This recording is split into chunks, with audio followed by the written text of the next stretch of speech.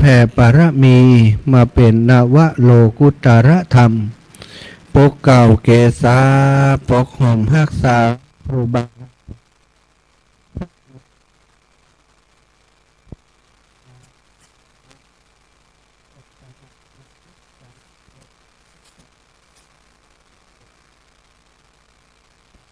ถ้าสาธุชนคนดีเท่าแก่อีป่ออีแม่ทั้งหลายทุกท่านทุกคนที่ติดตามรับฟังรายการสารธรรมยามบ่ายตั้งสถานีวิทยุในเครือข่ายคลื่นสีขาวเพื่อชาวประชาซึ่งออกอากาศจากวัดปากตังเจริญอำเภอดอยหล่อ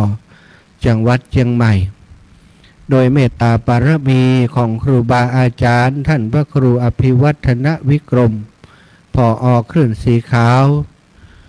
ได้มอบเวลาในช่วง 15 นาฬิกาถึง 17 นาฬิกาทุกวันพฤหัสและวันศุกร์ให้กับครูบาอาจารย์พระสงฆ์นักเผยแผ่พระพุทธศาสนาจังหวัดลำปางได้จัดหา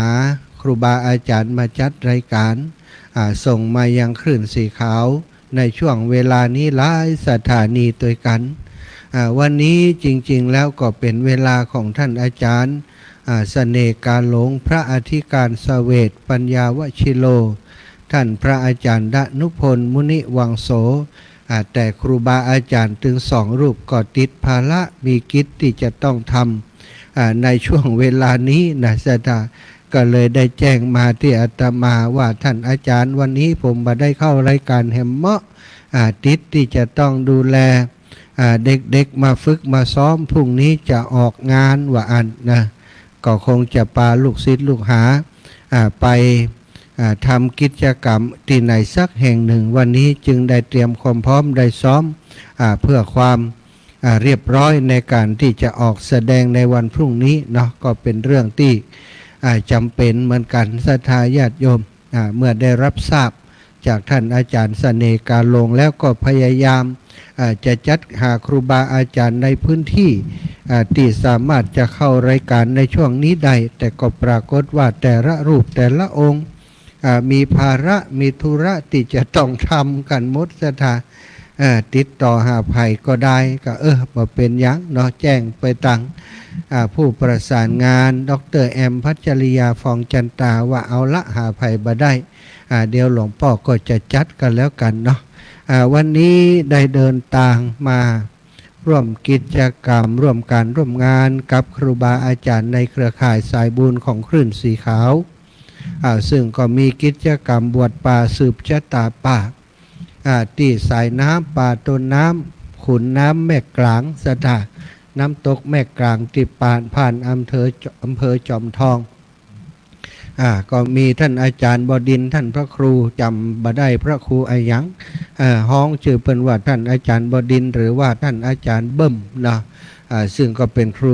บาอาจารย์ที่อาตมาภาพและครูบาอาจารย์ขึ้นสีขาวมามีปฏิสัมพันธ์มีความสัมพันธ์ที่ดีต่อกันมีกิจกรรมการงานของท่านอาจารย์ก็ไปร่วมกันอยู่สม่ำเสมอในคราวครั้งนี้ก็เช่นเดียวกันท่านอาจารย์ก็ได้นิมนต์ครูบาอาจารย์คลื่นสีขาวของเฮามีท่านพระครูอภิวัฒนวิกรมท่านพระครูกัลยาณประโมทท่านพระครูใหม่พระครูศีละสังวรเนาะก็วัดเวลุวนารามอีกกันเนาะกปลอีกท่านก็ได้ไปร่วมหลายรูปหลายองค์ศรัทธาญาติโยมอาตมาภาพก็พอดีมาจังหวะที่มาเยี่ยมมากราบครูบาอาจารย์ที่วัดปากทางเจริญอาจารย์ก็แจ้งให้ทราบแล้วก็จวนกันไปศรัทธาไปร่วมกิจกรรมก็หาลงมาเมื่อสักครู่นี้เนาะก็เป็นกิจกรรมที่ดีที่ตั้งครูบาอาจารย์ได้ร่วมกับหน่วยงานต่างๆในท้องถิ่นในพื้นที่ของอำเภอจอมทองส่วนของตรงนั้นน่าจะเป็นหมู่บ้านแม่กลางหรืออะไรอย่างเนี้ยนะศรัทธาอาตมาภาพก็ดีใจเนาะได้ไปดูเรื่องน้ำเรื่องป่า กับครูบาอาจารย์เพิ่นได้มีโอกาสไปสวดเจริญพระพุทธมนต์ร่วมกับครูบาอาจารย์ท้องที่ท้องถิ่นเจ้าหน้าที่ป่าไม้ปากันไปกันแน่นหนาสถานก็เป็นผลสืบเนื่องมาจากช่วงนี้มีการรณรงค์ในเรื่องของธรรมชาติสิ่งแวดล้อมการดูแลปกปักรักษาธรรมชาติสิ่งแวดล้อมเนาะอย่างที่วันก่อนอาตมาได้นำเสนอเรื่องเกี่ยวกับวันสิ่งแวดล้อมโลกคือวันที่5เดือนมิถุนายนของทุกปีองค์การสหประชาชาติองค์กรที่สำคัญของโลก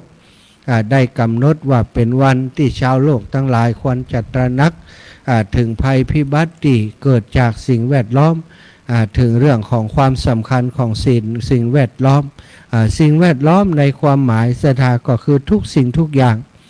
ที่แวดล้อมตัวเฮาที่ล้อมรอบตัวเฮาที่เฮาได้ใช้ประโยชน์จากสิ่งเหล่านั้นซึ่งก็มีดินมีน้ำมีป่ามีอากาศที่เฮา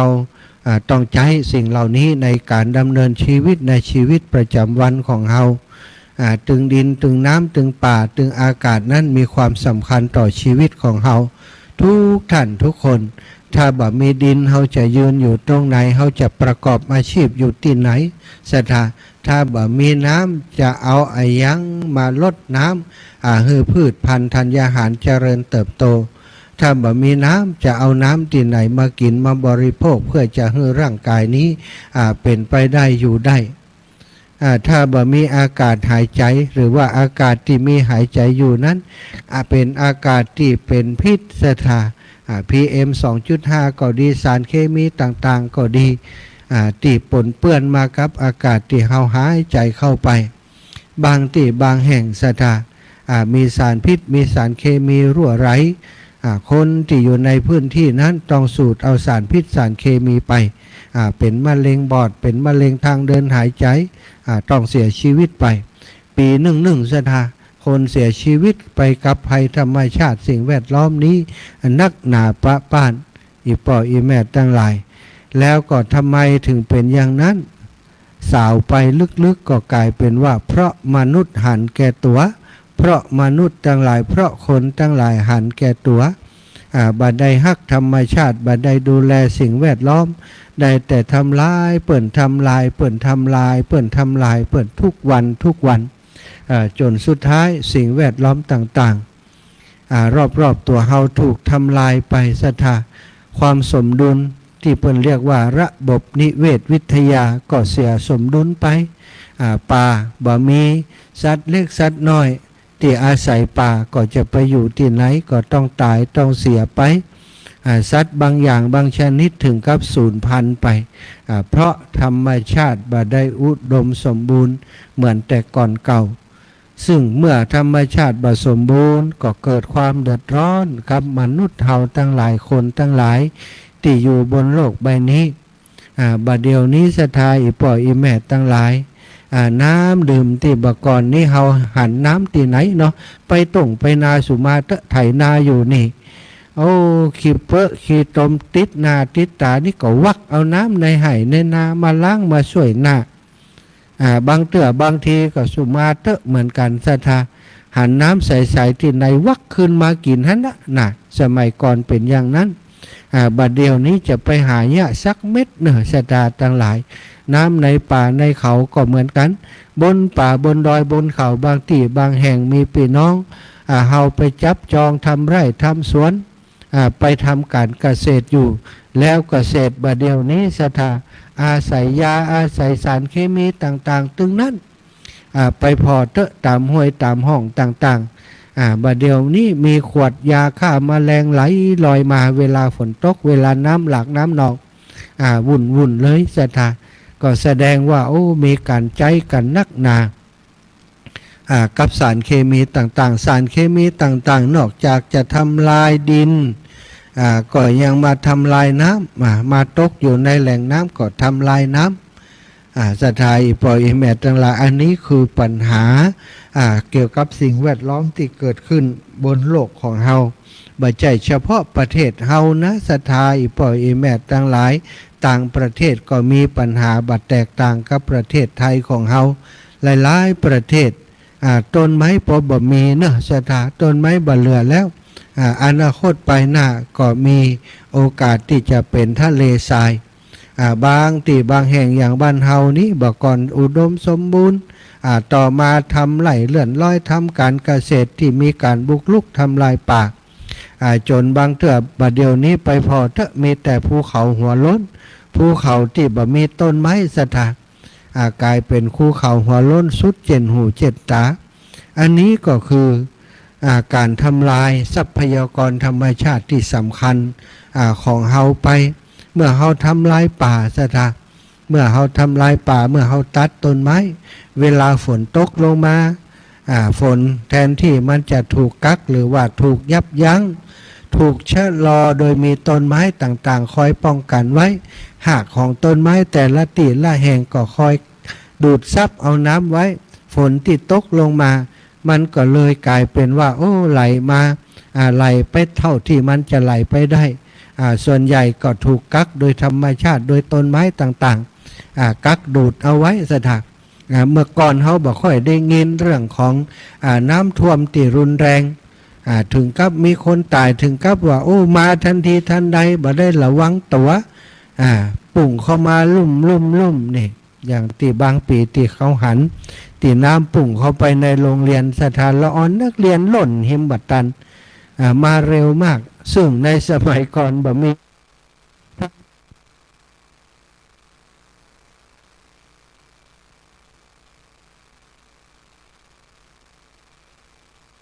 หูตัวแหมกำก็มาถึงตัวเฮาแล้วสถาเพราะอะไรยังเพราะมันบ่มีต้นไม้คอยซับคอยป้องกันไว้คอยดูดซับช่วยเหลือเฮาคอยชะลอการไหลของน้ำบ่มีแล้วเมื่อฝนตกลงมาดอยภูเขามันเป็นภูเขาหัวล้นมันก็ไหลลงมาถังลงมาอย่างเดียวแล้วก็อย่างที่ว่าเขาหัวล้นสุดลูกหูลูกตาถ้าทางน้ำมันไหลลงห้วยลงห้องที่มันผ่านหมู่บ้านผ่านชุมชนของเฮามันก็สะล้างเอาสิ่งต่างๆบนภูเขาลงมากลายเป็นดินเป็นหญ้าอย่างไหลลงมาท่อนไม้ติดตัดไม้ทำลายป่าไหลลงมาตามแม่น้ำต่างๆบางเตื่อบางทีไปปะสิ่งกีดขวางก็เตอก็ยึ่งขึ้นมายึ่งเข้าบุ้มทีเดียวไหลไปเป็นคลื่นทะเลท่วมทับไปในหมู่บ้านไปในชุมชนมีการเสียชีวิตกันหนักหนาเนี่ยเมื่อป่ามันบ่สมบูรณ์เมื่อคนตัดไม้ทำลายป่าก็ทำให้เวลาฝนตกมาบ่มีอย่างเก็บกักบ่มีอย่างคอยชะลอมันก็ไหลอย่างเลี้ยวอย่างแรงก็สุดท้ายก็ไปทำลายทรัพย์สินชีวิตและทรัพย์สินของประชาชนของคนเฮาคนบางคนอาจจะบักทำลายต้นไม้สักต้นก็บ่ได้ตัดแต่ว่าเพื่อนของเฮาตั้งหลายพี่น้องของเฮาตั้งหลายที่มีอาชีพตั้งการเกษตรเปิดไปบุกลุก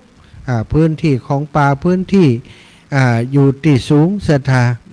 กลายเป็นบัดเดี๋ยวนี้ป่าของเฮาเว้าแหว่งกลายเป็นหัวล้นกันไปทั่วทิศทั่วแดนบอกว่าภาคในของประเทศไทยเฮาก็มีการทำลายป่ากันเยอะแยะไปหมดหน่วยงานที่มีอยู่ที่ดูแลเรื่องป่าเรื่องไม้ก็เอาบัดถึงไปบัดทั่วสถา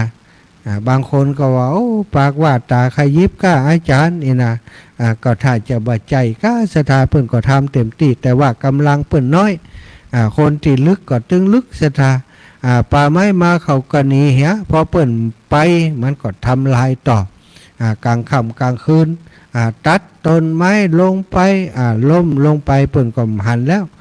หน้าแล้งมาก็เผาเสียท่า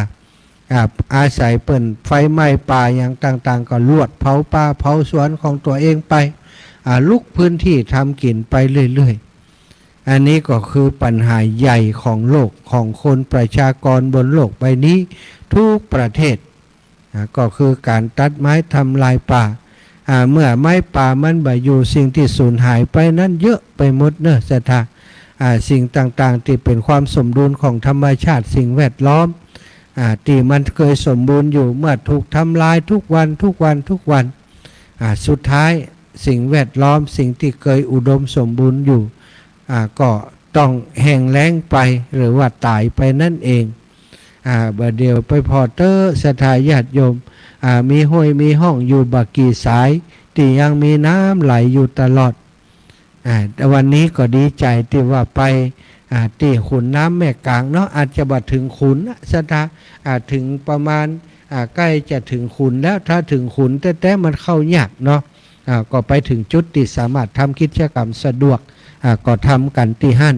ก็มีการเจริญพระพุทธมนต์สวดโยโกห้องพรหมน้ำมนต์นะองค์การเทวดาคือมาช่วยปกปักรักษาขุนน้ำลำนั้นลำธารตลอดถึงสัตว์สิ่งหิ่งห้อยทั้งหลายที่อาศัยลำน้ำแม่กลางมีชีวิตอยู่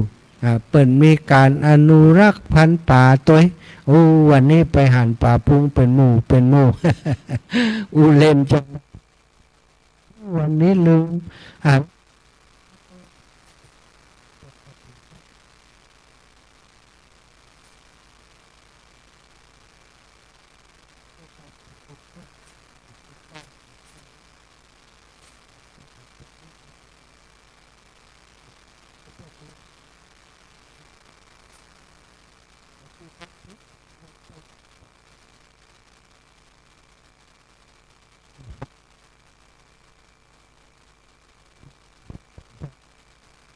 บอกว่า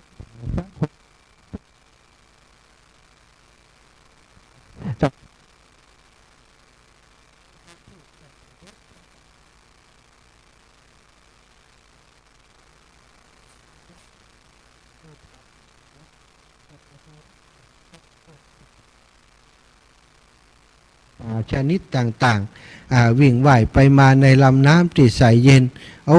พอเสร็จพิธีแล้วลงไปแจ่น้ำพอปัดโตสถาบอกครูบาอาจารย์ว่าถ้าหมูกินเบียร์กินเหล้ากินเบียร์มันจะหุ่มปันใดอาจารย์หุ่มอะไรยัง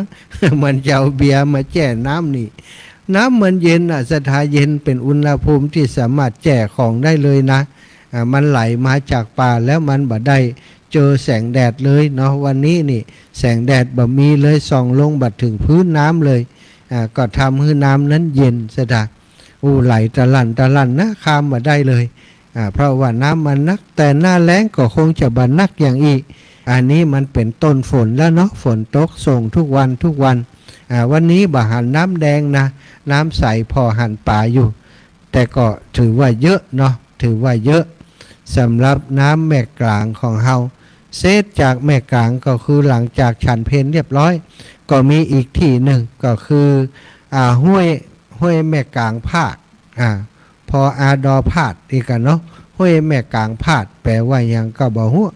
เปิ้นอ่านอย่างอ่านก็อ่านโดยเปิ้นก็ไปทำพิธีติปุ้นแหมก็ทำเหมือนกันซะท่าไปองค์การไปสืบชะตาไปเจริญพระพุทธมนต์ที่ขุนน้ำนะกลางขุนน้ำอิเตเนาะกลางขุนน้ำแม่กลางพาดโดยการนำของท่านอาจารย์ท่านพระครูท่านอาจารย์บดินทร์เนาะแล้วก็ต่างเจ้าหน้าที่ของกรมอุทยานสำนักอุทยานแห่งชาติที่จอมตองหั่นนะเปิ่นก็ปากันขึ้นไปผู้นำหมู่บ้านตลอดถึงเยาวชนลูกหลานนักเรียนคุณครูกับปาไปร่วมกิจกรรมไปอธิษฐานจิตบอกเทวบุตรเทวดาว่าบัดนี้ลูกหลานได้มาสัมมาการวะ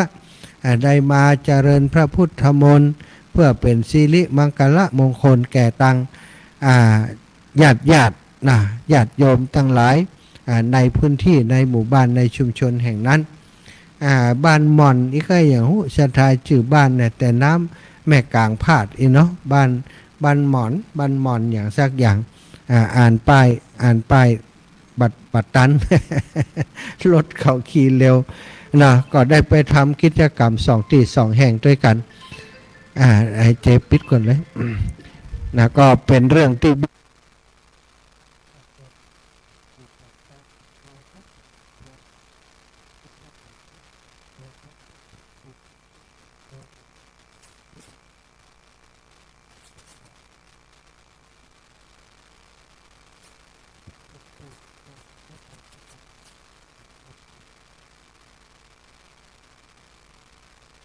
เนาะถ้ามีโอกาสก็ปากันเนี่ยกันทำอาตมาภาพ ได้ทำกิจกรรมฮักป่าฮักน้ำเมื่อตอนเป็นฆราวาสมาหลายปีเสถะของบประมาณโครงการจากทางสสสพ่องส่งเสริมสุขภาพเนาะสสสแล้วก็ของการพัฒนาภาคประชาชนพชเนาะก็ของบประมาณมาบางปีก็ได้ลัก4-5 แสนนะก็เอามาทำฝายชะลอน้ำทำไปกั้นที่เปิ่นมีเมืองมีฝ่ายที่เปิ่นยั่วเปิ่นโยดก็ไปช่วยเปิ่นในสมัยเป็นฆราวาสแล้วก็โครงการหนึ่งที่ทำทุกปีละหลายๆแห่งนั่นก็คือการสืบชะตาป่าโครงการสืบชะตาป่าสืบชะตาแม่น้ำทำทุกปีในพื้นที่ของอำเภอเมืองปานหลายพื้นที่เนาะป่าต้นน้ำต้นน้ำของแม่วังของเฮาที่บ้านเจ้าซ้อนต้นน้ำของน้ำแม่ปานที่ไหลสู่แม่ซอยไหลสู่แม่ไหลสู่แม่มอนไหลสู่แม่ซอยได้ไปทำกิจกรรมกับหลวงปู่พระราชจินดานายกอดีตที่ปรึกษาเจ้าคณะจังหวัดลำปางอดีตเจ้าคณะจังหวัดลำปางอดีตสมภารเจ้าอาวาสวัดพระเจดีย์ซาวหลังพระอารามหลวงหลวงปู่นี้พอท่านนิมนต์ไปอย่างอื่นอิดออดแต่ถ้านิมนต์ไปสืบชะตาป่าแล้ว บ่อิดชักออดนะเอาไปก็ไปที่ไหนพอทราบแล้วก็ไปทุกที่ทุกแห่งบางที่บางแห่งต้องเดินเข้าไปเป็นกิโลคนเฒ่าอายุ80ปลายสถาเดินไปตัวเปิ่นนะอันนี้ปฏิปทาของหลวงปู่พระราชจินดานายกกับดินน้ำป่ากับสิ่งแวดล้อมอาตมาก็ทำโครงการทำเกี่ยวกับเรื่องมูนี้ทำฝ่ายชะลอน้ำปลูกป่าไปช่วยผู้ประสบภัยพิบัติจากน้ำไปถอดบทเรียนตามหมู่บ้านตามชุมชนต่างๆในการทำกิจกรรมเกี่ยวกับธรรมชาติสิ่งแวดล้อมมีที่แห่งหนึ่งนะได้ไปทำได้ไปถอดบทเรียนว่าเปิ้นได้อย่างพ่องจากการที่เขาทำฝ่ายชะลอน้ำแล้วก็จากการที่เขาไปสืบชะตาป่าก่อนจะทำกับที่เคยเป็นมาแล้วก็ปัจจุบันนี้เป็นอย่างใดสถามีที่แห่งหนึ่งในหมู่บ้านแห่งหนึ่งได้ถอดบทเรียนเล่าให้ฟังว่าสมัยก่อนก็คือก่อนหน้าปีที่แล้วนี้น้ำท่วมบ้านอยู่บนดอยได้นะย่าบ้านบ่ได้อยู่ใกล้น้ำที่ท่วมลงมานั้นเป็นน้ำที่ไหลมาจากห้วยจากห้องที่อยู่ใกล้หมู่บ้านชุมชนแล้วมันก็ทะลักลงมาเข้ามาสู่หมู่บ้านเป็นดินเปอะดินโคลนแล้วก็เป็นทุกปีพอดีปีนั้นได้ไปสืบชะตาป่าแล้วก็ไปทำฝ่ายชะลอน้ำตามลำห้วยที่มันมุ่งหน้าลงมาติดตั้งหมู่บ้านของพี่น้องเจ้าบ้านปรากฏว่าในปีนั้นสถาฝนตกจัดนักฝนตกหนักกว่าเก่าแต่ว่าน้ำบัดไหลมาท่วมบ้านบัดหลากมาท่วมบ้านเหมือนกับปีก่อนทั้งที่อีกหมู่บ้านหนึ่งอีกชุมชนในตำบลหนึ่งใกล้ๆกันเปิ่นซึ่งเปิ่นเองบ่ได้ทำกิจกรรมเหล่านี้ปรากฏว่าน้ำท่วมปีละ 2-3 ครั้งต้องไปช่วยเปิ่นล้างเปิ่นกวาดสถากิ่งไม้นี่ไม้ไผ่ก็ดีไม้ที่เขาลักลอบตัดก็ดีไหลมาเต็มหมู่บ้านเต็มชุมชนปีหนึ่งต้องเก็บกวาด 2-3 ครั้งแต่ว่าอีกหมู่บ้านหนึ่งที่มีการสืบชะตาป่ามีการช่วยกันดูแลป่าดูแลฝ่ายชะลอน้ำปรากฏว่าจากห้วยที่แห้งแล้งกลายเป็นห้วยที่มีน้ำมีสัตว์น้ำเข้าไปอยู่อาศัยแล้วก็มีต้นไม้ที่อุดมสมบูรณ์ในป่าในป่าในลำห้วยลำธารแห่งนั้นสถาอันนี้ก็เป็นสิ่งที่เจ้าบ้านก็ถอดบทเรียนกันจากันว่าเป็นสิ่งที่ดีแต่เฮาได้บวชป่าเฮาได้สืบชะตาป่าสืบชะตาแม่น้ำเหมือนกับเปิ้นฮับฮู้เนาะอาจารย์ว่าเหมือนกับเปิ้นฮับฮู้ว่าเฮาเป็นคนกตัญญูเฮาฮู้กุลเปิ้นเฮาปากันมาทำกิจกรรมอย่างนี้เปิ้นเลยปกป้องเฮาบ่ฮื้อหมู่บ้านบ่ฮื้อชุมชนของเฮา ถูกน้ำท่วมเหมือนกับหลายๆที่หลายๆแห่งอันนี้เปิ่นถอดบทเรียนกันแล้วก็เล่าอู้สู่กันฟังซะจ้ะหลวงปู่อาตมาหลวงปู่พระราชจินดานายกเคยได้อู้ทำไปเถอะนะจึงมีคนจุด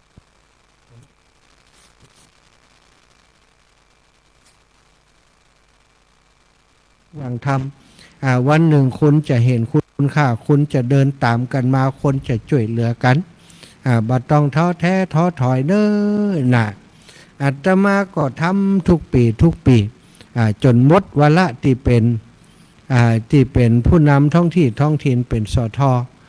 หมดวาระแล้วเขาก็บ่อยากจะรบกวนคนที่เป็นผู้นำท้องถิ่นเป็นสทหมดวาระแล้วเขาก็บ่อยากจะรบกวนคนที่เปิ่นขึ้นมาใหม่ๆเพราะอาตมาตอนนั้นคือบ่ได้สมัครลงแข่งขันต่อละก็เลยได้วางบทบาทไปได้ยุดกิจกรรมที่เกี่ยวกับบวชป่าสืบชะตาป่าถอยห่างออกมาจนต่อมาได้มาบวชเป็นผู้เจ้าในพระพุทธศาสนานี้ก็ยังมีใจเนาะมีใจอยากทำอยากจะช่วยในกิจกรรมธรรมชาติสิ่งแวดล้อมก็ยังมีครูบาอาจารย์ในพื้นที่อย่างหลวงพ่อรองเจ้าคณะอำเภอเมืองปานท่านพระครูโสพลพัฒนวิกรมเปิ่นจัดบวชป่าทุกปีที่พระเจ้าทันใจเหนือหมู่บ้านเปิ่นวัดบ้านทุ่งชุมชนบ้านทุ่งตำบลแจ้ซ้อนอำเภอเมืองปานถ้าเปิ่นจัดกิจกรรมเมื่อใดเปิ่นก็จะแจ้งมาอาตมาก็ไปร่วมทุกครั้งไปกางเต็นท์นอนในป่าด้วยกันแล้วก็อีกที่หนึ่งก็คือตำบลหัวเมืองอำเภอเมืองปานอันนี้ก็เป็นรุ่นเก่ากึกนะที่ทำด้วยกันมาตั้งแต่เป็นฆราวาสไปบวชป่าไปสืบชะตาป่าที่ขุนน้ำห้วยน้ำตกสถานแล้วก็ในหมู่บ้านในชุมชนของเปิ่นก็ทำท่านอาจารย์พระครูสุจิตบุญยโชตนะได้ทำการบวชป่าในพื้นที่ตำบลหัวเมืองก็บ่ได้งบประมาณจากที่ไหนนะสถานการบวชป่าสืบชะตาป่าการทำงานแบบนี้นั้นต้องอาศัยจิตอาสาหมดศรัทธาอาสาตึงเหลวแรงกำลังกายกำลังใจกำลังสติปัญญาแล้วก็รับผิดชอบเกี่ยวกับเรื่องต่างๆที่มากระทบกระทั่งบ่ใจว่าคนมันจะหันดีไปทั้งหมดนะคนที่เสียผลประโยชน์ที่บ่อยากให้เฮาไปยากก็มีเขาก็นินทาว่าร้ายนะ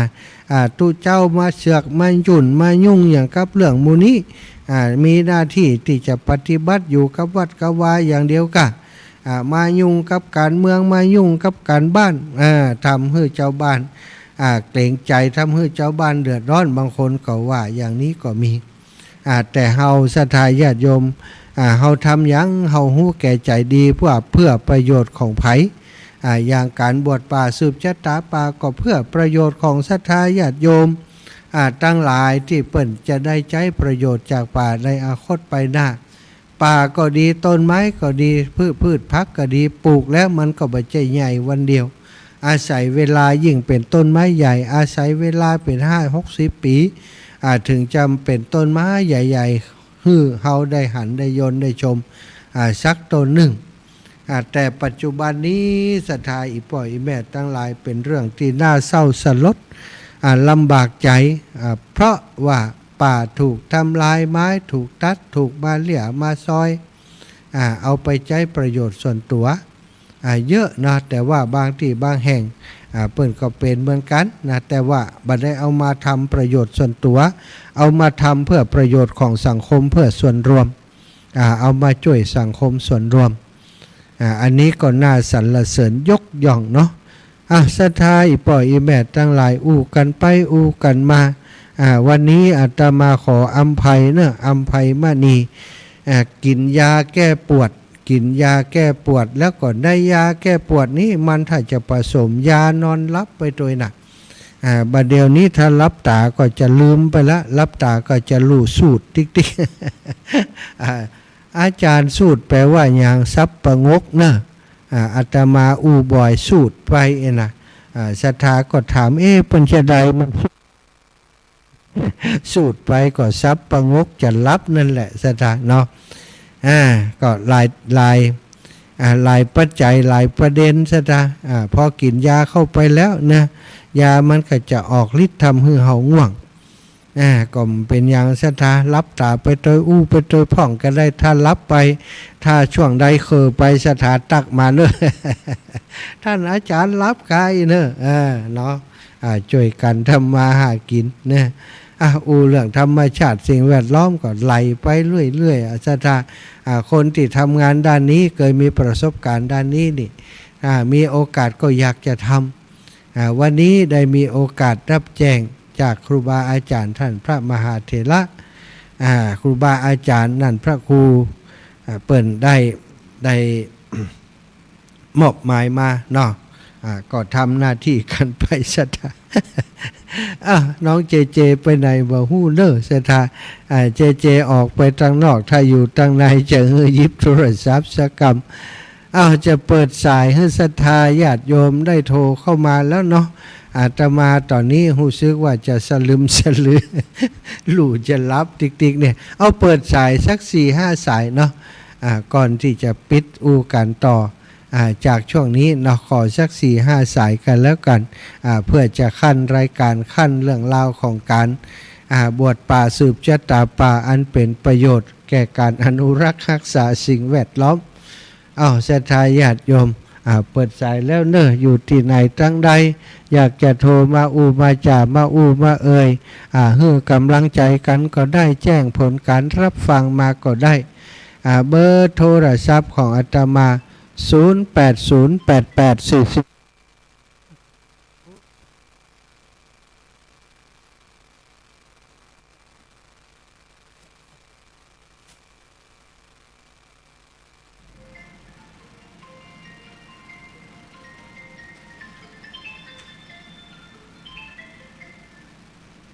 เจริญพรเจริญพรแม่ไล่ต่างถิ่นคนต่างถิ่นต่างไก่ตีตีนตีไก่ได้กินเฮ็ดทอบได้กินเฮ็ดลมแล้วยังเรียบร้อยกาย่ำส่งมาปันกันพ่องะฮึส่งก็ได้ส่งก็ได้นะวันนั้นนั่นป้าแม่แก้วนั่นว่าใครส่งมาให้พระอาจารย์ได้ส่งก็จะได้ไปอยากอย่างถ้าใจถึงเนาะบัดเดียวนี่มันมีบริการอะไรอย่างก็เคอรี่กะเคอรี่ก็มีลูกท้อผมไปเชียงหน้าคันไปเสือกินแต่กินว่าฮะไปเลี้ยงไผ่ไปล่ำไปเหลือลูกหลานจะมาอีโมจะมาได้เดี๋ยวจะไปสักวันมีอยู่ก็มีอยู่ก็มีก็เดี๋ยวจะไปสักวันเด้อมันไปกินได้เหรออันกับพวกก่อนเอาสาธุบัดเถียงนักแล้วจะฮับสายพี่น้องเมืองฝังก่อนเด้อเจ้าบุญรักษาอีแม่เจ้าเจริญปอนโยมแม่จันศรีสุขาเจ้าสาธุลูกมาหาเจ้าได้ข่าวว่าจะมาแม่ฟังอยู่ชัดเจนดีอยู่ตะกี้ฝนตกเนี่ยเมืองต่างนะเพกะตกเนาะลงดอยมาฝนตกอยู่สาธุสาธุอยู่ดีมีสุขเด้ออันที่เล่นเปิดวิทยุใส่ตัวนี้ แม่จันศรีสุขานี่เปิดวิทยุไปตัวได้ยินเสียงตัวเก่าอยู่ในวิทยุเนี่ยศรัทธาญาติโยม0808844173เด้อโทรมามาจ้ามามากันนะจะได้มีหยังก็จะได้จาสนทนากันเนาะศรัทธาญาติโยมอีป่ออีแม่ตั้งหลายตังเชียงใหม่เนาะแม่ยายพรนี่ได้ยินก่อนนี่ตังเชียงใหม่เปิดก่อนจ้ะท่านพระครูสมุวิสุวัตวรกิจโจเนาะเปิดก่อนน่าจะรับสัญญาณตังเชียงใหม่มีเหรอเวลาแหม2 สายเนอะก็เดียวจะต่อแล้วเวลาแหม2 สาย เปิดโอกาสให้แหม2 สายสำหรับคนที่จะโทรมานับ1 ถึง 5ถ้ามีไผโทรมาจะเริ่มรายการต่อแล้วเนาะได้พักชะกรรม ได้ได้จ่าได้ผ่อนคลายชะกรรมหายไข้รับแล้วตะกี้ลูกจะรับติ๊กเสถากินยาเนาะกินยาแก้ปวดแล้วมันมียานอนรับอยู่ตังในหั่นตัวน่ะยายพรมาแล้วยายพรเจ้าฟังอยู่เนาะชัดเจนดีเนาะดีกะดีจะโทรจุเจ้ามาบ้านนี่จุเจ้าเหมียงมาจุเจ้าว่าบ้านเราแดงเลยจ้ะเปิดไม้แอวหาเนาะเอาหน้าบุญมาให้จ้าเจิญไปอันมาไปสูงหน้ามาขาดเลยแล้วเจ้าสาธุเด้อยายพรเด้อสาธุบุญรักษายายพรขอยายพรอยู่ดีมีสุขสาธุเอาละศรัทธาเปิดฮือใดแม่อุ้ยอินก็แม่อุ้ยอินนี่ได้ยินกะออกไปที่เสมิงพุ่นกำเดี๋ยวนี้อุ้ยบุญสว่างวันปาลานเจริญพรแม่อุ้ยไพศาพระอาจารย์อะไรเป็นสูตรไปสูตรมาสูตรเลยนะตะกี้เนี่ยพอฟัง พอลืมว่าอย่างวะนั่นวันนี้มาได้อยู่ฝ่ายหินเนาะก็เจอพ่อครูมาชงกาแฟให้เนาะวันนี้ไปอยู่ไหนเนี่ยประธานเจริญกะประธานเจริญเจมันชงเหือสู้พ่อครูสมุวิศวะบัดได้ไปชงกาแฟพอผิวเปิ้นยังทองทาเหลืองอารามเลยอาจารย์เขาเดินนักประดำประแดงมาเนาะนั่นเนาะบัดต้องขลับเด้อฟังอยู่กลับไปศาลนะเจ้าเจ้าสูตรไปสูตรมาดูหลายลุแล้วเนาะขอเจเปิดเพลงให้อาจารย์สักเพลงแล้วเจเอาดอกบัวก็ได้เนาะอาจารย์ขออนุญาตพักดื่มน้ำสักกรรมเดี๋ยวออกต่อจะได้ญาติโยมนะประคับประคองถ้าเป็นนักมวยก็ยก5นะเดี๋ยวจะโดนน็อกนะเอาฟังเพลงสารธรรมสักเพลงหนึ่งนะดอกบัวบูชาเพลงประจำ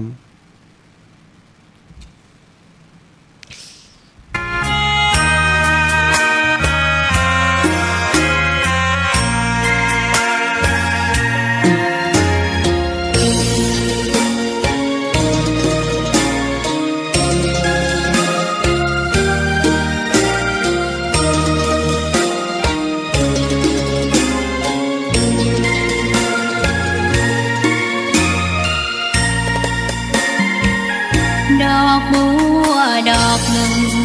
พึงใจไว้เพื่อบูชาแด่องค์พระศาสดา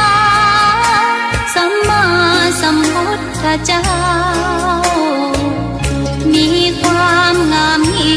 งียบไม่เปรียบเทียบเขาเทียบเราใครมองไม่งามช่างเขาแต่เจ้าก็คือดอกบัวด้วยความสัตย์ซื่อยึดถือความดีเป็นหลักใครรักไม่รักก็ไม่จมปลักมองมัวเมื่อโผล่พ้นน้ำก็เห็นความงามในตัวไม่ยึดติดในตมชั่วขอเป็นดอกบัวดอกดีใครไม่มองว่าบัวงามเด่นแต่บัวก็เป็นดอกบัวทุกวันอย่างนี้ไม่อยากเด่นดังแต่มุ่งหวังในทางเด่นดีเกิดมาเพื่อสร้างบารมีถวายชีพนี้บูชาดอกบัวดอกน้อยเฝ้าคอยคนที่จะ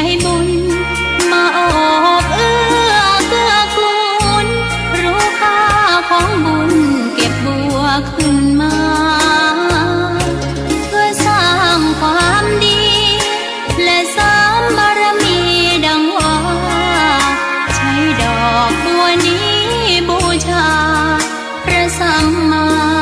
สัมพุทธองค์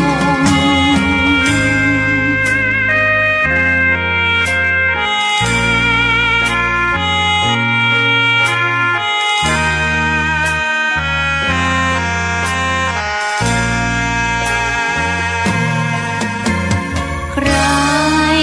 ไม่มองว่าบัวงามเด่น แต่บัวก็เป็นดอกบัวทุกวันอย่างนี้ ไม่อยากเด่นดังแต่มุ่งหวังในทางเด่นดี เกิดมาเพื่อสร้างบารมี ถวายชีพนี้บูชา ดอกบัวดอกน้อยเฝ้าคอยคนที่ใจบุญ มาโอบเอื้อเกื้อกูล รู้ค่าของบุญเก็บบัวขึ้นมา เพื่อสร้างความดี และเสริมบารมีดังว่า ใช้ดอกบัวนี้บูชา พระสัมมาสัมพุทธ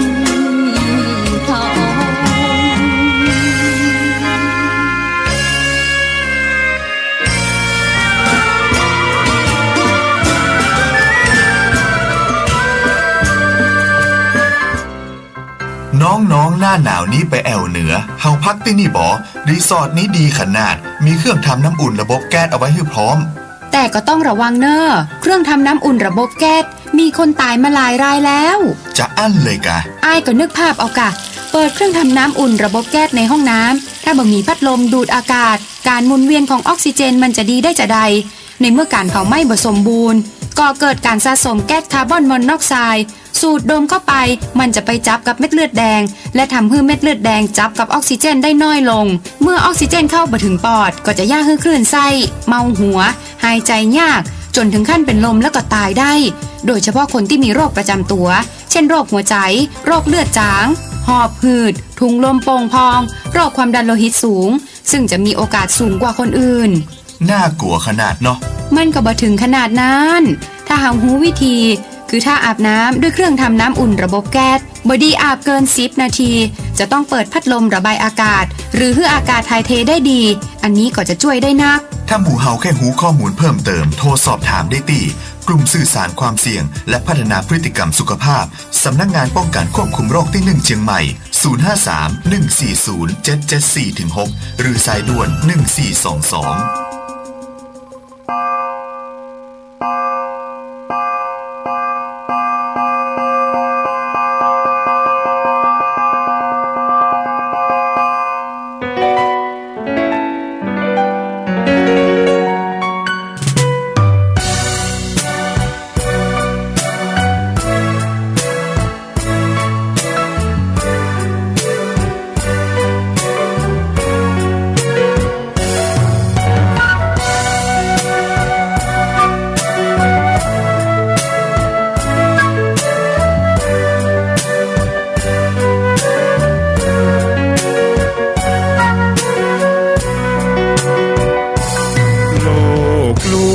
ชวนให้คิดอนิจจังทุกสิ่งไม่ยั่งยืนจีรังย่อมผุพังตามกาลเวลาจะฝืนให้ยั่งยืนจนสิ้นโลกาอย่าได้หวังดังปรารถนาองค์พระพุทธาท่านตรัสสอนไว้เกิดแล้วคงไม่แคล้วต้องชราแก่อาคราวแก่สมปัญญาทั่วภารามีโถมไปเจ็บทุกข์ย่อมเวียนวนมีพ้นใครๆสัตว์โลกล้วนรู้แน่แก่ใจเกิดแก่เจ็บตายหลีกไปไม่พ้นหลงติดอัตตาว่าใจแจ้งกมลแม้นใครโปร่งได้คงสุขล้นชีวิตมีมองบนเก กิดมาเป็นคนสมบูรณ์ดับหายเพียงร่างกายไว้ชีวาแต่กุศลผลกรรมทำมาย่อมแปลงค่ากลายเป็นทุนส่งผลให้ทุกคนเวียนวนไม่สูญสุขและทุกข์เป็นไปตามทุนที่พวกคุณได้ก่อทำมา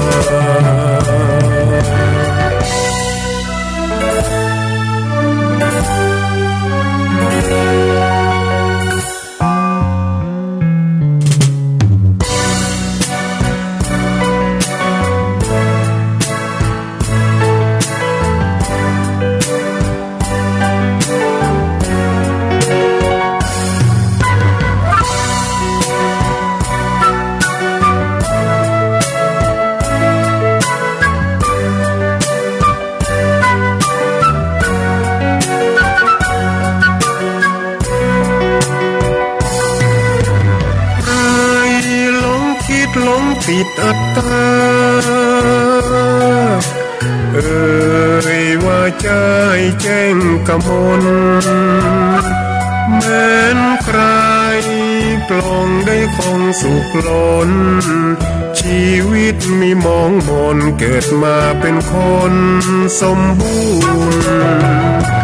ดับหายเพียงร่างกายไว้ชีวาแต่กุศลผลกรรมทำมาย่อมแปลงค่ากลายเป็นทุนส่งผลให้ทุกคนเวียนวนไม่สูญสุขและทุกข์เป็นไปตามทุนที่พวกคุณได้ก่อทำมา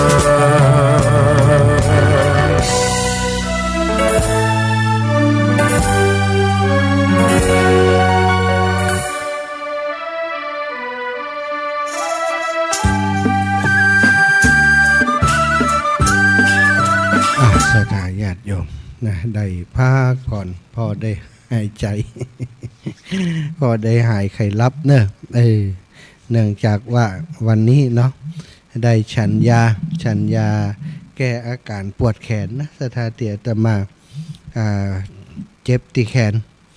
คุณหมอเพิ่นก็ให้ยามาเพิ่นก็บอกว่ากินยานี้อาจารย์ต้องพักผ่อนเนอะ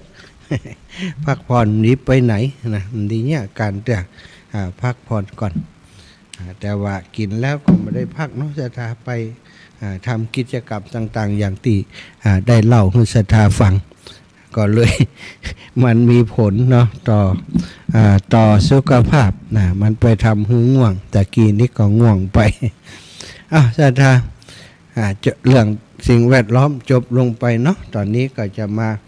ความจริงมีเรื่องเยอะแยะแต่ว่าถ้าจะอูไปมันก็นอกเหนือจากเรื่องราวของธรรมะนะรายการสารธรรมก็จะต้องนำเรื่องราวของธรรมะเรื่องราวที่เกี่ยวกับพระพุทธพระธรรมพระสงฆ์นะพระพุทธเจ้าเปิ้นสอนย่างเนาะสอนเปิ้นสอนธรรมะต่างๆแต่ละอย่างแต่ละเรื่องแต่ละราวก็ได้นำมาอูมาจากันวันนี้จะอูถึงเรื่องของพระสงฆ์พ่องนอกเสตาทรงสาวกของพระพุทธเจ้าคนหนึ่งที่ชื่ออ้างชื่อไปแล้วหลายๆคนจะรู้จักเป็นอย่างดีเนาะนอกจากพระโมคคัลลานะพระสารีบุตรพระมหากัสสปะพระอานนท์พระราหุลเหล่านี้เนาะพระมหากัจจายนะที่ศรัทธาญาติโยมพระศิวลีที่เฮาฮู้จักกันอีกรูปหนึ่งถ้าชื่อมาเนาะเฮาก็จะฮู้จักกันดีนั่นก็คือพระองคุริมานศรัทธาองคุริมานเปิ่นมีหนังด้วยแล้วเนาะเมื่อก่อน หนังแขกหนังอินเดียเปิ่นก็ฉายหนังเรื่ององคุริมานหนังหนึ่งอย่างนึง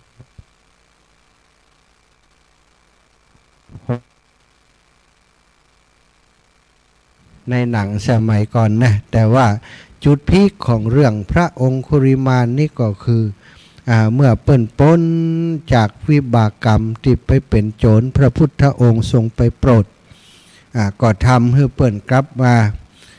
กลับได้สติและก็สุดท้ายได้บรรลุเป็นพระอรหันต์ เรื่องราวความเป็นมาของพระองค์คุริมานอดิตชาติถึงไปทำอะไรอย่างไว้ถึงได้มาเป็นโจรนะเสถาถึงได้มาฆ่าคนและถึงได้ตัดนิ้วคนทำไมถึงได้มีมิจฉาทิฏฐิถึงขนาดนี้ในชาติสุดท้ายถ้าบ่ได้พบพระพุทธเจ้านี่ก็คงจะเป็นมหาโจรที่ถูกตั้งการเปิ้นติดตามฆ่าฟันหรือว่า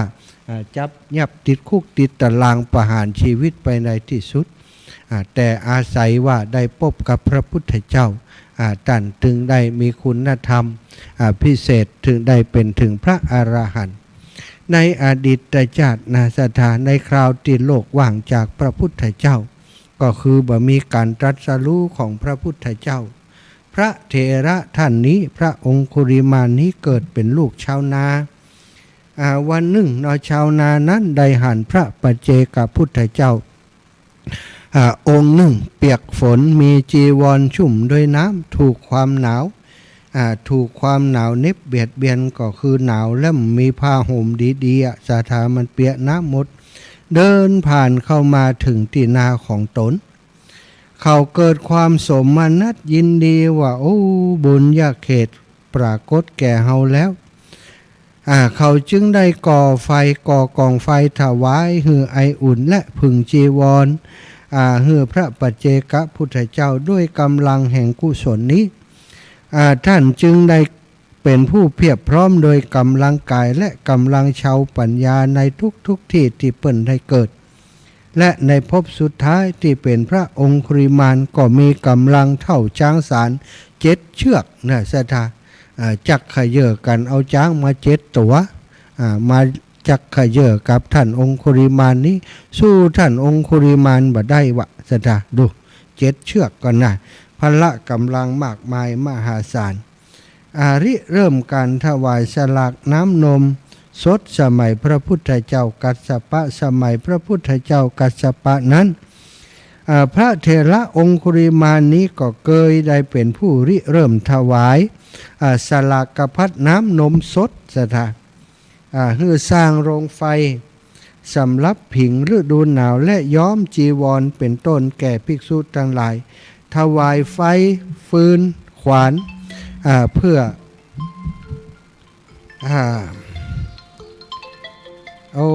จากจังหวัดแปร่อันนี้ฟังรายการอยู่ก็สวัสดีเจ้า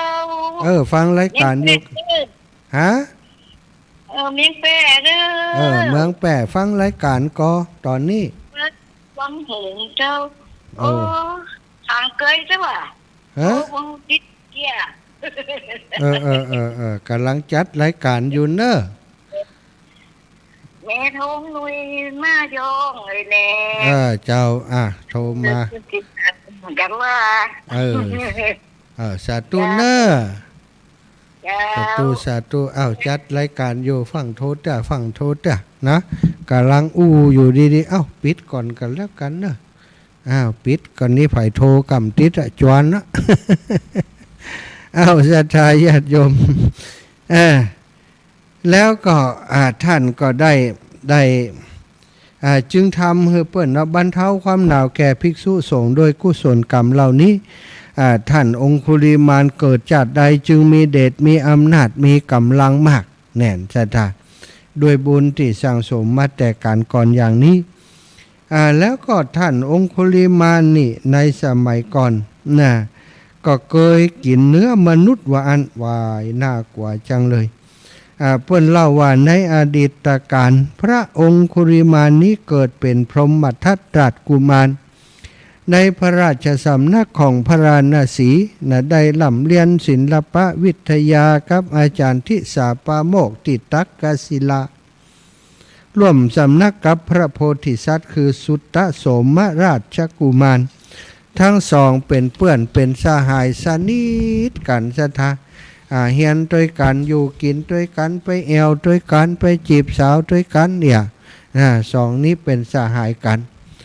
ต่อมาพระราชกุมารพรหมทัตได้เป็นพระเจ้ากรุงพาราณสีพระโพธิสัตว์ก็ได้เป็นพระเจ้าสุตตโสมะแห่งกรุงอินทปัตพระเจ้าพรหมทัต ขาดเนื้อบ่ได้ถ้ามื้อใดมื้อไหนบ่ได้กินเนื้อก็จะทรงเสวยอาหารบ่ได้วันหนึ่งสุนัขโกไลยะเข้าไปกินเนื้อสำหรับทำอาหารให้เสวยพ่อครัวก็นำเงินไปหาซื้อเนื้อมาแล้วก็หาเนื้อบ่ได้แต่ก็กลัวว่าจะโดนพระราชาฆ่าโทษเอาเพราะว่าเปิ้นจะกินแต่เนื้ออย่างเดียวเนื้อติดเตรียมไว้หมาลักกินเหี่ยสถาตายแล้วไปเสาะซื้อกล่อมได้อย่างใดดีกลัวตายสถาจึงไปที่ป่าช้าได้ไปตัดเอาเนื้อตรงขาของศพตายใหม่ๆมาดูคนตายใหม่ๆไปตัดเอาเนื้อขาอุ้ยมาน่ะสถาปัดทูเนาะตัดเอาเนื้อตีขาของศพใหม่ๆมาปรุงให้สุกดีแล้วหุงข้าวจัดตั้งเครื่องเสวยแล้วก็นำไปถวายปัดโตหมอนี่ถ้าเปิ่นหู้ว่ามันไปตัดเนื้อคนมาอย่างนี่เปิ่นจะกล้ากินก็นี่นะพอแต่ว่าแปลกเหมือนกันพอพระราชานะสถาพอพระราชาได้เสวยเนื้อนะก็คือปลายพระชิวหาลิ้นสัมผัสกับเนื้อนั้นรสเนื้อที่กินเข้าไปก็แผ่ซ่านไปที่เส้นประสาทรับรสทรงเกิดความซาบซ่านทั่วพระสรีระนะก็คือป้อนะเงียงใช่เงียงขวาปรมันอย่างมาลำชิ้นนี่มันเป็นชิ้นอันอย่างนี้อีลูกมันอย่างมาลำกุเตอยังบ่ลำอย่างอีลูกเปิ้นว่าพระราชาพรหมทัตนี้เคยเกิดเป็นยักษ์กินเนื้อมนุษย์นะเคยเกิดเป็นยักษ์แล้วก็เคยกินเนื้อมนุษย์มาก่อนจึงโปรดเนื้อมนุษย์เป็นอย่างมากพอได้กินแล้วก็โอ้โหมันอร่อยจังเลยพระราชาต้องการรู้ว่าเป็นเนื้ออะไรยังจึงแต่งทำเป็นทมชิ้นเนื้อลงบนพื้นพ่อครัวก็รีบกราบทูลว่าเสวยเถิดเนื้อนี้หาโทษมิได้วะตัดถามจนหู้ความจริงว่าอันนี้เป็นเนื้อมนุษย์ว่าสถาแล้วก็ตรัสสั่งให้นำมาถวายทุกวันเอาละตั้งแต่นี้ต่อไปหมอนั้นคิดว่าจะโดนตัดหัวกันเนาะบักกาบอกทีแรกพอพระราชาบอกว่าพอบอกว่าเป็นเนื้อมนุษย์พระราชาก็บอกว่าตั้งแต่นี้ต่อไปเนื้ออื่นเฮาบ่กินนะเธอต้องไปหาเนื้ออย่างมาให้ฉันอย่างเดียวตรัสสั่งให้นำมาถวายทุกวันโดยทรงออกอุบายให้ฆ่านักโทษก่อนเมื่อนักโทษหมดก็ออกอุบายวางทรัพย์ไว้ไผ่ยิบทรัพย์ไปก็ให้กล่าวหาว่าเป็นโจรเมื่อผู้คนกลัวถุงทรัพย์ก็ให้ปอกครัวไปดักฆ่าคนแล้วก็เลือกเอาเฉพาะเนื้อส่วนตีนล่ำเนื้อส่วนขานี่แล้วไปปรุงถวายทำให้มีซากศพเกลื่อนพระนครปัตโตธัมโมสังโฆเนาะน่ากลัวตาสดาดีบ่ได้เกิดห่วมชาติครับเปิ้น ก็ว่าเกิดแล้วก็มูเนาะประชาชนก็เข้าร้องทุกข์กับพระราชาถึงเหตุที่พวกญาติถูกฆ่าตายแต่พระราชาบ่ทรงถือเป็นธุระทำเป็นบ่สนใจจึงเรียกร้องเรียนไปถึงการหัตถิเสนาบดีก็หาทางสืบจนจับปอกครัวได้ปอกครัวก็สารภาพว่าฆ่าคนเพื่อนำเนื้อมาปรุงถวายพระราชาเสนาบดีก็ทูลขอให้พระราชาทรงเลิกเสวยเนื้อมนุษย์แต่พระราชาก็บ่ทรงยินยอมจึงทูลขอให้พระราชาและปอกครัวออกไปจากแว่นแคว้นพระราชาติดใจลดเนื้อมนุษย์ทรงยินยอมให้เนรเทศแล้วไปเป็นโจรดักฆ่าคนนำเนื้อมาให้ปอกครัวปรุงอาหารต่อจอมโจรนี้ก็ชื่อว่าจอมโจรโปริศาสเนี่ยเปิ้นเคยแปลงหนังเหมือนกันนะสถาจอมโจรโปริศาสนี่เคยได้หันอยู่สร้างความหวาดกลัวแก่ผู้คนทั่วชมพูทวีปวันหนึ่งพราหมณ์ผู้ประกอบการค้าโดยเกวียน500 เล่มว่าจ้างคนอารักขาคุ้มครองจำนวนหนึ่งเพื่อนำขบวนเกวียนผ่าป่าดงที่จอมโจรอยู่จอมโจรโปลิศาสหั่นพราหมณ์แล้วอยากกินจนน้ำลายไหล ลงจากต้นไม้วิ่งแกว่งดาบเข้าไปประกาศว่ากูคือโจรโปริษัทพวกคนคารักขาต่างก็ปากันหมอบราบกับพื้นโดยความกลัวจอมโจรก็จึงแบกพรามนั้นไปพวกคนที่ถูกจ้างมาอารักขาพูดกันว่าเฮ้ยหมู่เฮารับเงินเขามาแล้วการทำงานของลูกปอจายจะสำเร็จหรือไม่พวกเฮาน่าจะลองดูแล้วก็ปากันติดตามโจรนั้นไปซะทางคนที่รักษาพรามนั้นคนอารักษาผู้กล้าหาญคนหนึ่งวิ่งตามไปทันหันโจรแล้วก็รีบกระโดดข้ามไม้กีดขวางเตะเท้าบาป้นถูกคอตะเคียนถูกต่อตะเคียนแทงหลังเท้าทะลุโจรมีเลือดไหลวิ่งขยเยงไปขอร้องบอกเพื่อนๆว่าโจรถูกแทงแล้วพวกเขาจงรีบตามมันไปให้ได้ว่าอัน โจรโปริษัทฮู้ว่าตนจะหนีบ่พ้นจึงทิ้งพรามรีบหนีไปถึงต้นไทรลบอยู่ตรงนั้นแล้วบนบานว่าข้าแต่ท่านลูกข้าเทวดาถ้าท่านสามารถทำแผลของข้าพเจ้าให้หายได้ภายใน7 วันนี้ข้าพเจ้าข้าพเจ้าจะล้างลำตนของท่านโดยเลือดในลำคอของกษัตริย์101 พระองค์ในชุมพูทวีปทั้งหมดจักนำลำไส้ล้อมตนและจักทำพรีละกรรมโดยเนื้ออันเลิศลดทุกวันวะโจรเมื่อได้กินเนื้อและเนื้อเข้าและน้ำมีร่างกายสูบซีดมาบ่ได้กินเนื้อเข้าและน้ำก็มีร่างกายสูบซีดลง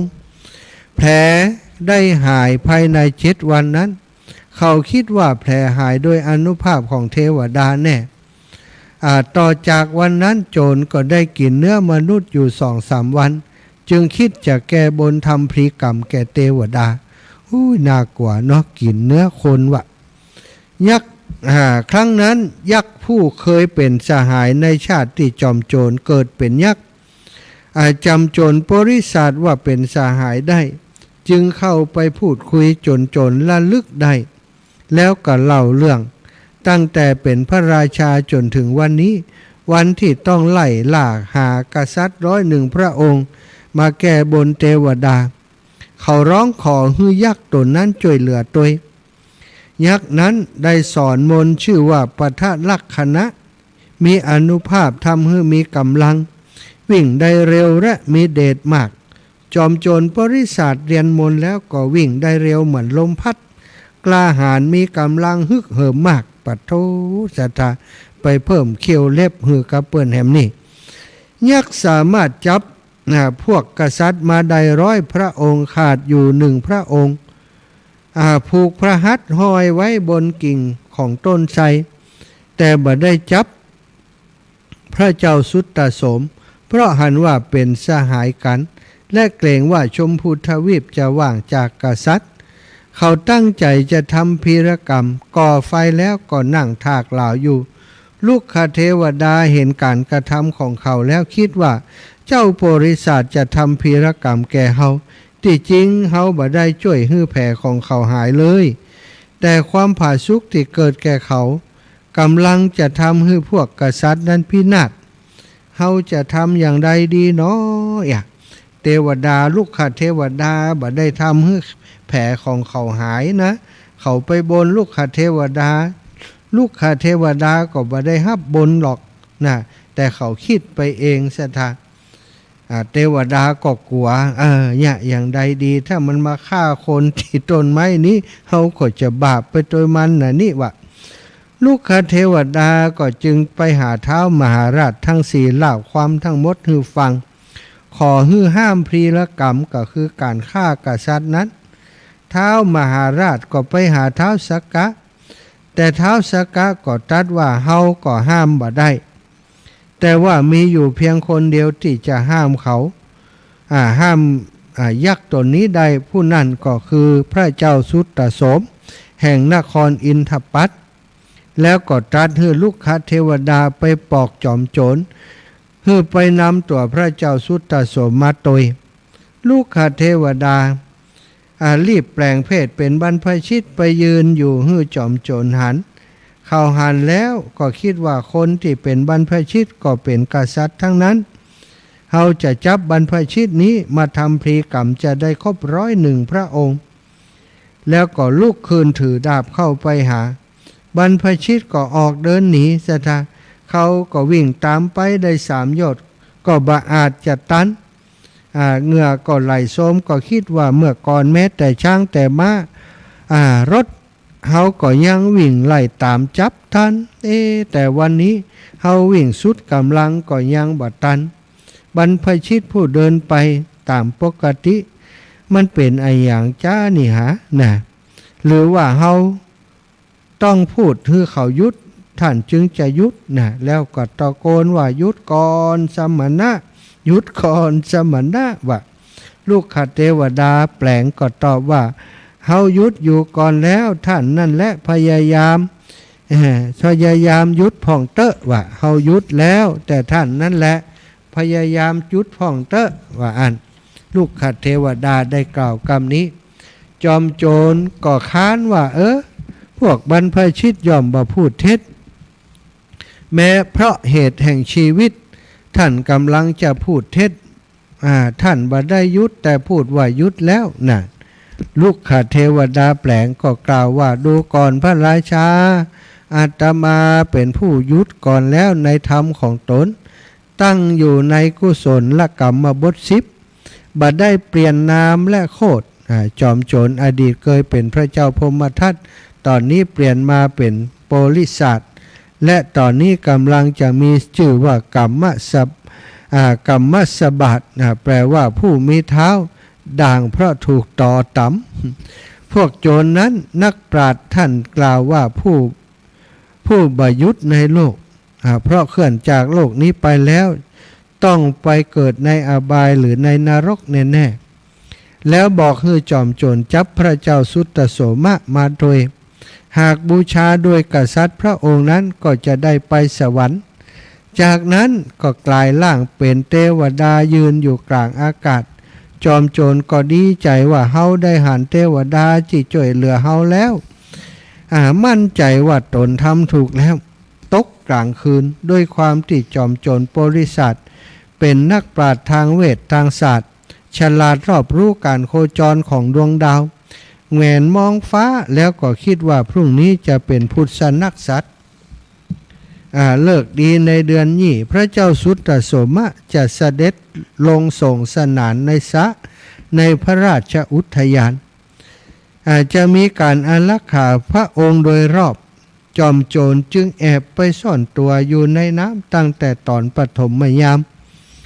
ยังบ่มีการอารักขาใช้ใบบัวปกปิดศีรษะไว้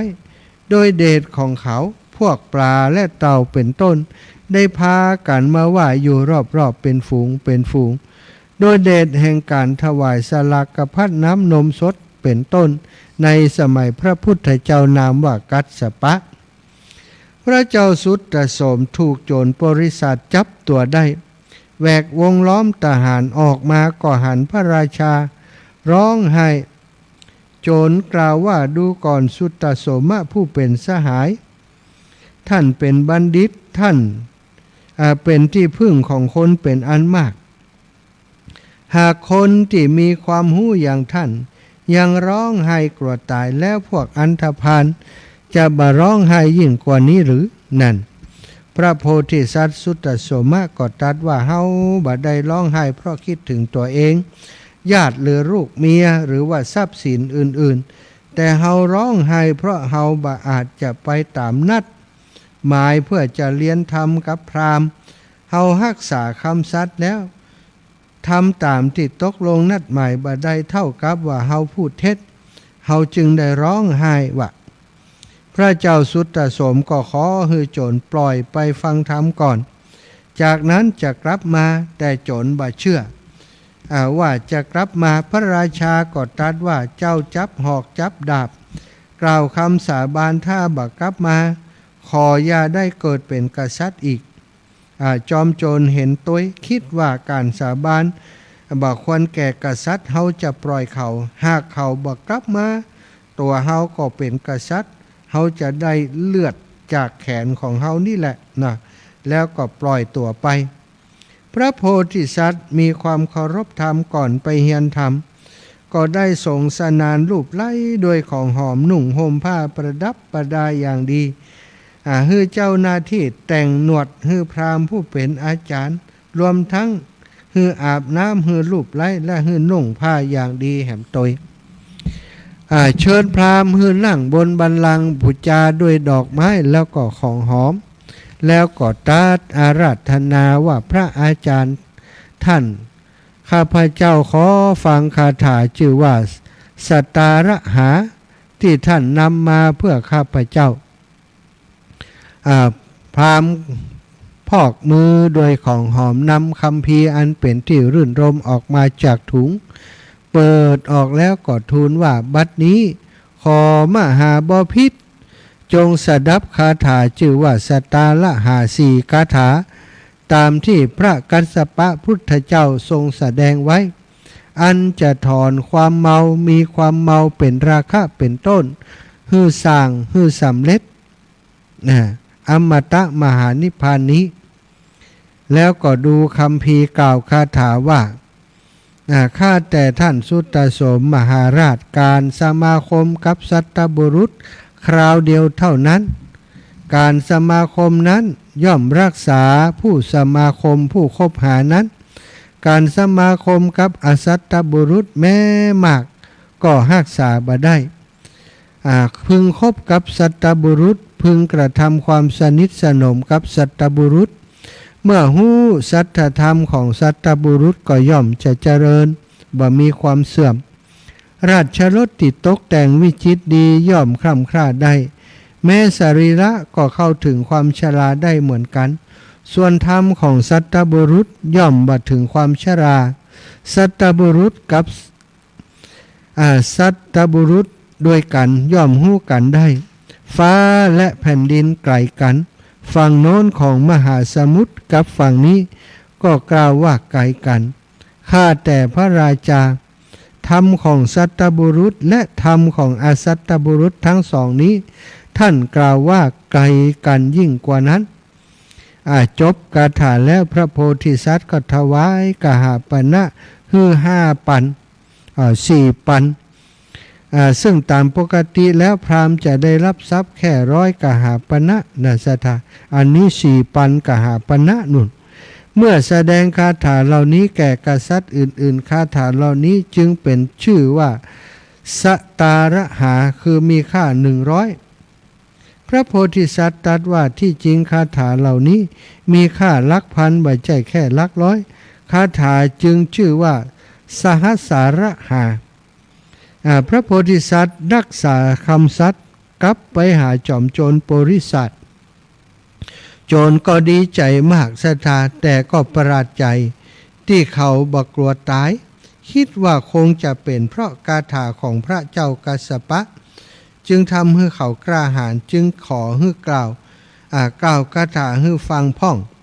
พระโพธิสัตว์ก็ถือโอกาสนั้นให้โอวาทคำสอนต่างๆและแสดงธรรมที่ได้ฟังมาจากพราหมณ์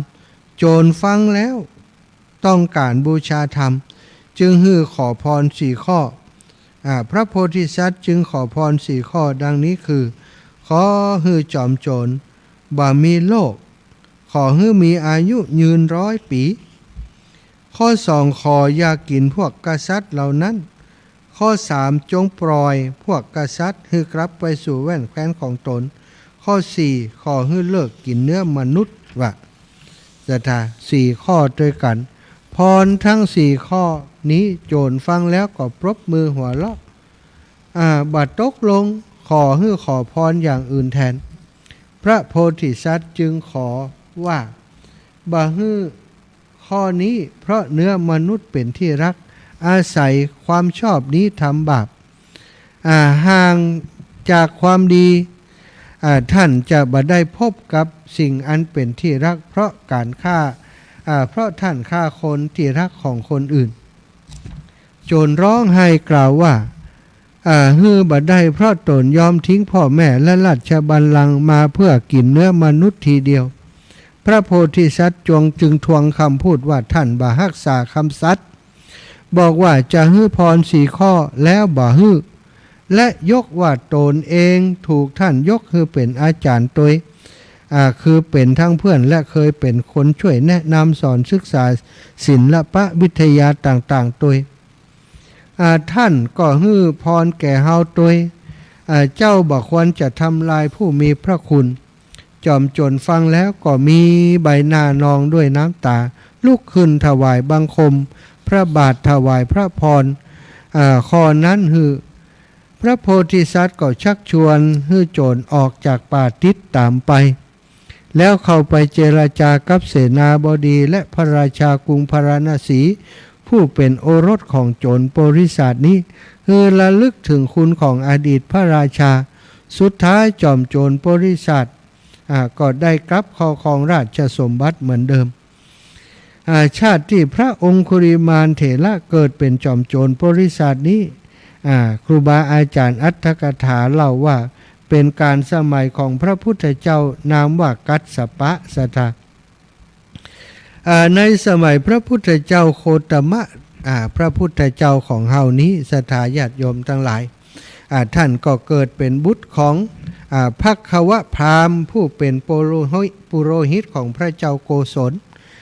ได้รับราชการกับพระเจ้ามหาโกศลผู้เป็นพระราชบิดาของพระเจ้าโกศลและในพระเจ้าประเสนที่โกศลรวม2 รัชสมัยอยู่ในกรุงสาวัตถีคืนที่ท่านเกิดอาวุธนานาชนิดทั่วพระนครก็เกิดแสงลุกโพลงขึ้นแม้พระแสงมงคลของพระราชามหากุศลซึ่งวางอยู่บนตังที่บรรทมก็ลุกโพลงขึ้นตัวทำให้พระราชาทรงเกิดความหวาดกลัวเสียวบรรทมบัลลับตลอดคืนเวลานั้นปุโรหิตผู้เป็นป่อได้ตรวจดูเลิกงามนักกษัตริย์ดูว่าถ้าโลกเกิดในโจรละเลิกโจรเมื่อสว่างแล้วท่านมหาปุโรหิตก็เข้าเฝ้าพระราชาแล้วก็กราบทูลถึงการบรรทมสบายหรือไม่พระราชาก็บอกว่าฉันรับสบายแต่ที่ไหนเล่าท่านอาจารย์แต่คืนนี้แสงมงคลของฉันเกิดแสงลุกโพลงอาจารย์ฮู้ก็ว่ามันจะเกิดผลอย่างขึ้นนี่ปุโรหิตก็ว่าโอ้พระองค์อย่าทรงกลัวเลยพระเจ้าข้าแค่เมื่อคืนทารกเกิดในเรือนของข้าพระองค์โดยอนุภาพของทารกนั้นอาวุธต่างๆทั่วพระนครจึงลุกโผล่ขึ้นพระราชาก็ถามว่าเด็กจะเป็นอย่างไรพ่องท่านอาจารย์เนี่ยปุโรหิตก็บอกว่าข้าแต่มหาราชเจ้าเด็กคนนั้นจักเป็นโจรพระเจ้าข้าวะปุโรหิตนี่ก็สื่อตรงแต่นาสถาบอกพระราชาว่าลูกของตัวเก่านี้จะเป็นโจรวะพระราชาก็ว่าเขาจะเป็นโจรเที่ยวไปคนเดียวหรือว่าจะเป็นโจรประทุษร้ายราชสมบัติปุโรหิตก็บอกว่าเขาจะเป็นโจรเที่ยวไปผู้เดียวพระเจ้าข้าและเพื่อจะให้พระราชาสบายพระทัยจึงทูลว่าพระองค์จะให้ข้าพระองค์ฆ่าเขาหรือไม่พระเจ้าข้าพระราชาก็ตรัสว่าโอ้เมื่อเป็นโจรธรรมดาเที่ยวไปคนเดียวจักทำอย่างได้เหมือนรวงข้าวสาลีรวงเดียวอยู่ในนาตั้ง 1,000 กลิสะท่านจงบำรุงเลี้ยงเขาไว้เถิดคนเดียวเนาะบ่ต้องกลัวว่าเลี้ยงไว้เถอะมันเป็นยังคนเดียวมันได้วะถึงจะเป็นโจรก็จะพับได้อยู่เอกเนาะในเมื่อจะตั้งชื่อทารกนั้นจึงคำนึงถึงการที่ดาบอันเป็นดาบมงคลวางไว้ที่นอนลูกศรที่วางไว้ที่มุมมีดน้อยสำหรับตัดขวาตานที่วางไว้ในปุยฝ้ายต่างลุกโพลงขึ้นส่องแสงแต่บ่เบียดเบียนกันฉะนั้นจึงตั้งชื่อว่าอหิงสกะแล้วก็เพราะเหตุที่เกิดมาเบียดเบียนพระทัยพระราชาเพราะฉะนั้นจึงตั้งชื่อว่าหิงสกะสถาภายหลังจึงเรียกว่าอหิงสกะผู้บ่เบียดเบียน อหิงสกะเจริญเติบโตแล้วมีกำลังเท่าช้างสารช้าง7 ตัวอย่างที่ว่านั่นนะสัทธาบิดาก็ส่งไปศึกษาศิลปวิทยาที่เมืองตักกศิลาเป็นศิษย์ประเภทธรรมันตเตวาสิกผู้อาศัยเรียนศิษย์ประเภทที่ต้องทำการทำงานให้พระอาจารย์ตัวให้อาจารย์ตัวในสำนักของอาจารย์ทิสาปาโมกอหิงสกะนี่เขาเป็นศิษย์ที่ถึงพร้อมโดยวัดปฏิบัติตั้งใจรับใจอาจารย์และภรรยาของอาจารย์เป็นคนอูม่วนจาหวานเล่าเรียนโดยความเคารพท่านอาจารย์แล้วก็ภรรยาครอบครัวของอาจารย์จึงได้สงเคราะห์เขาด้วยอาหารที่อยู่และความรู้ทางศิลปวิทยาดีกว่าศิษย์ท่านอื่นๆจนทำให้ศิษย์คนอื่นๆศรัทธาทนหันความรักความเมตตาที่มีต่ออหิงสกะติอาจารย์ของตัวมิฮืออหิงสกะจึงปรึกษากันว่านับตั้งแต่นายอหิงสกะมาอาจารย์บาหารพวกเฮาอยู่ในสายตาเลยเฮาจะทำลายเขาได้อย่างใดอย่าปรึกษากันกามันอาจจะพูดว่ามันเป็นคนโง่ก็พูดบ่ได้เพราะมันมีปัญญามากกว่าเฮาทุกคนจะว่าประพฤติบดีก็บ่ได้เพราะมันสมบูรณ์โดยวัดปฏิบัติจะว่าสกุลต่ำก็บ่ได้เพราะป่อมันเป็นผู้โลหิตนะ เขาจะทำอย่างใดกันดีศิษย์ที่อยู่ก่อนก็ดีศิษย์ที่อยู่ปัจจุบันที่มาใหม่ก็ดีก็ปรึกษาหากันอย่างนั้นที่นั้นก็มีคนหนึ่งเสนอความคิดขึ้นว่าพวกเขาจะทำให้อาจารย์บ่ไว้ใจตัวมันพวกเขาต้องแบ่งกันเป็น3 พวก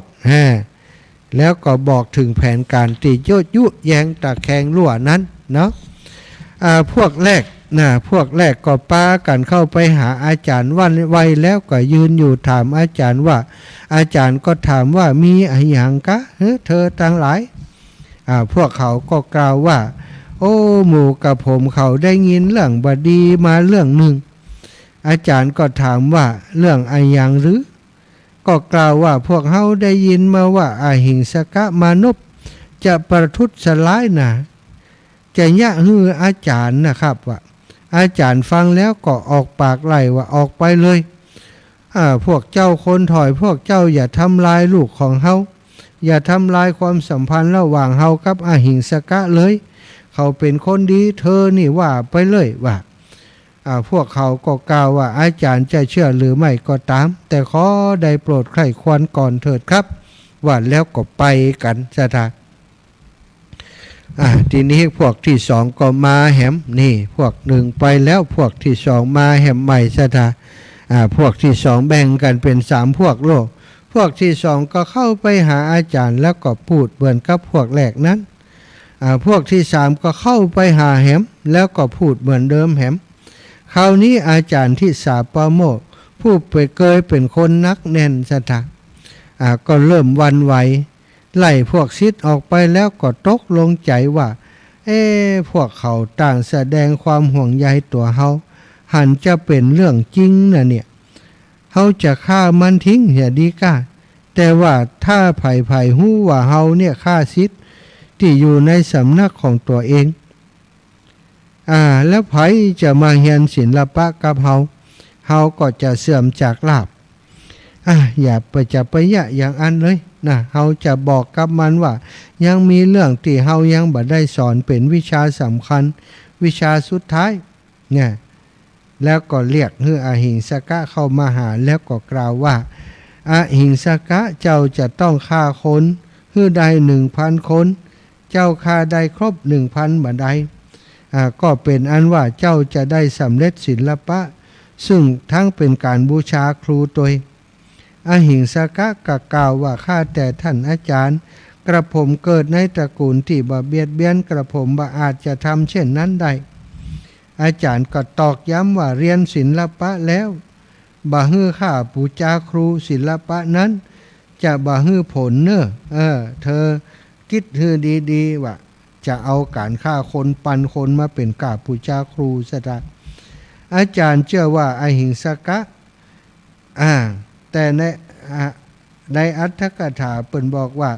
อาจารย์เชื่อว่าอหิงสกะจะฆ่าอาจารย์จริงๆจึงคิดว่ามนุษย์คนนี้มีกำลังมากบ่มีไผฆ่ามันได้เฮาต้องฆ่าโดยวิธีใจอุบายนี้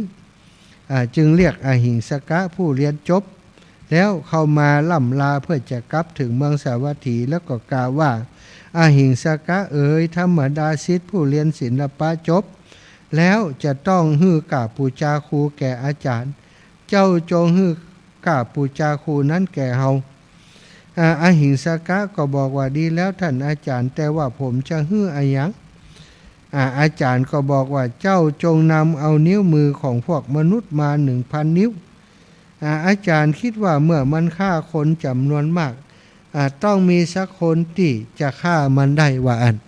ดูเจ้าจอมโจรองคุลิมานอหิงสกะได้ฟังอย่างนั้นแล้วด้วยความไร้กรุณาที่ตนได้สะสมไว้แต่ชาติปางก่อนชาติที่เป็นยักษ์และเป็นโจรบริษัทจึงได้จัดหาอาวุธ5 อย่างไหว้ลาอาจารย์แล้วก็เข้าไปยังป่าเขตแคว้นโกศลลบซ่อนอยู่ในระหว่าง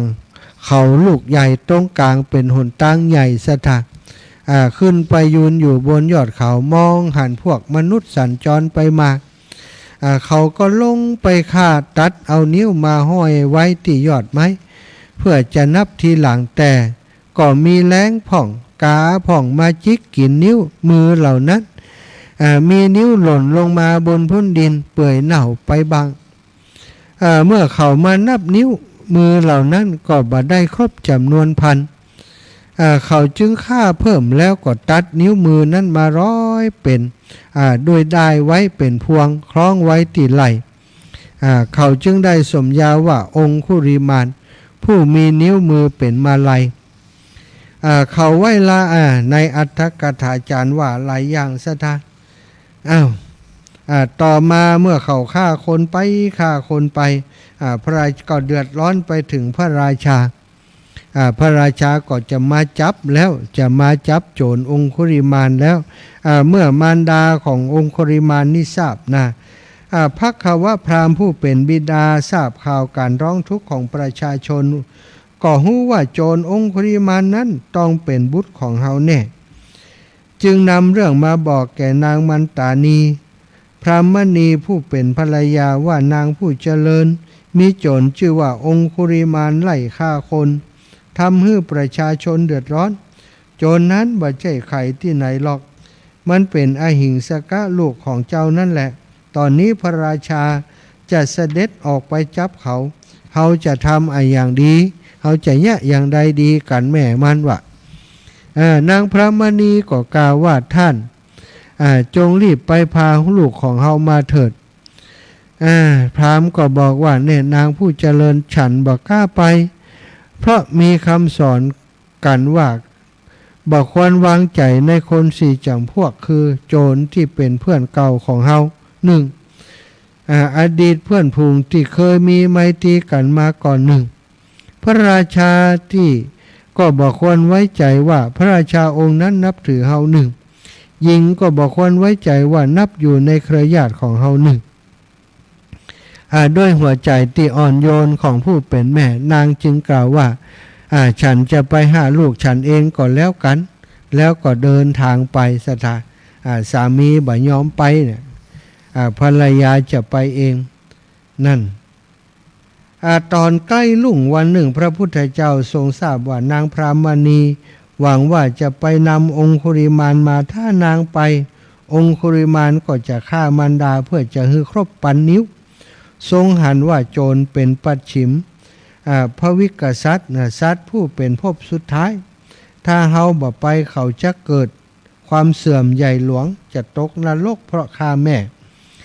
ภายหลังเสวยแล้วทรงถือบาทและจีวรด้วยพระองค์เองเสด็จดำเนินไปไกลถึง30 โยชน์เพื่อไปโปรดองคุริมานแม้พวกคนเลี้ยงโคและชาวนาเป็นต้นจะห้ามปรามว่าไปตรงนั้นนะโจรองคุริมานมันอยู่หั่นว่าพระองค์ก็บ่ทรงฟังแต่ประการใด องคุลิมานนะตอนนั้นองคุลิมานตอนเจ้ามาเดินมาแต่หันมารดาเดินมาแต่ไกลจึงเยื้อดาบวิ่งเข้าไปคิดว่าแม่เป็นมารดาก็จะฆ่าทำนิ้วหือครบว่าอันนี้ก็โหดเกินเนาะขณะนั้นพระพุทธเจ้าทรงแสดงพระองค์ขึ้นระหว่างคนถึงสององคุลิมานหันแล้วคิดว่าจะมีประโยชน์อะไรยังโดยการฆ่ามารดาแล้วนำนิ้วมือของมารดาของเฮาจงมีชีวิตอยู่เถิดเฮาจะฆ่าสมณะองค์นี้แล้วก็นำเอานิ้วมาว่าแล้วก็เงื้อดาบวิ่งเข้าไปตั้งหลังพระพุทธเจ้าผู้กำลังเสด็จดำเนินไปในบาลีเล่าว่าองคุลิมานโจรหันพระพุทธเจ้าเสด็จมาแต่ไกลเพียงพระองค์เดียวเขาคิดว่าน่าอัศจรรย์จริงหนอบ่เคยมีเลยพวกมนุษย์10 คน40 คนยังต้องรวมกันเป็นเพื่อนเดินผ่านทางนี้พวกถึงความพินาศโดยมือเฮาพวกเขายังถึงความพินาศโดยน้ำมือเฮาแต่สมณะนี้มาคนเดียวบ่มีเปื้อนคงอยากจะลองดีกับเฮาหรือว่ากะไรเฮาจะฆ่าสมณะองค์นี้เสียแล้วองคุลิมานก็ถือดาบและโล่วิ่งเข้าไปหาครั้งนั้นพระสัมมาสัมพุทธเจ้าทรงบันดาลอิทธาภิสังขารอิทธาภิสังขารอิทธิฤทธิ์สถาคือเสด็จดำเนินไปเสด็จดำเนินไปองคุลิมานคิดว่าเฮาจะไล่ทันจับไว้ให้ได้รีบวิ่งเต็มกำลังที่มีอยู่พระพุทธเจ้าเสด็จอยู่ริมสุดของเนินโจรก็อยู่ตรงกลางเขาหันว่าใกล้แล้วจึงวิ่งเต็มกำลังคราวนี้ทรงบันดาลให้เกิดเหมืองแล้วก็แผ่นดินไว้ข้างหน้าองคุลิมานสิ้นระยะทาง3 โยชน์โจรก็เหนื่อยสะทะน้ำไหลในปากแห้งมีเหงื่อไหลออกจากรักแร้องคุลิมานก็วิ่งอยู่มีความคิดว่าน่าอัศจรรย์จริงบ่เคยมีเลยเมื่อก่อนช้างกำลังวิ่งม้ารถเนื้อที่กำลังวิ่งเฮาก็ยังวิ่งไล่ตามจับได้แต่ตอนนี้เฮาวิ่งสุดกำลังก็ยังบ่อาจทันสมณะนี้ซึ่งเดินไปตามปกติได้เขาหยุดยืนอยู่แล้วก็กล่าวว่าหยุดก่อนเถิดสมณะจงหยุดเถิดพระพุทธเจ้าก็ตรัสว่าโอ้เฮานี่หยุดแล้วองคุลิมาน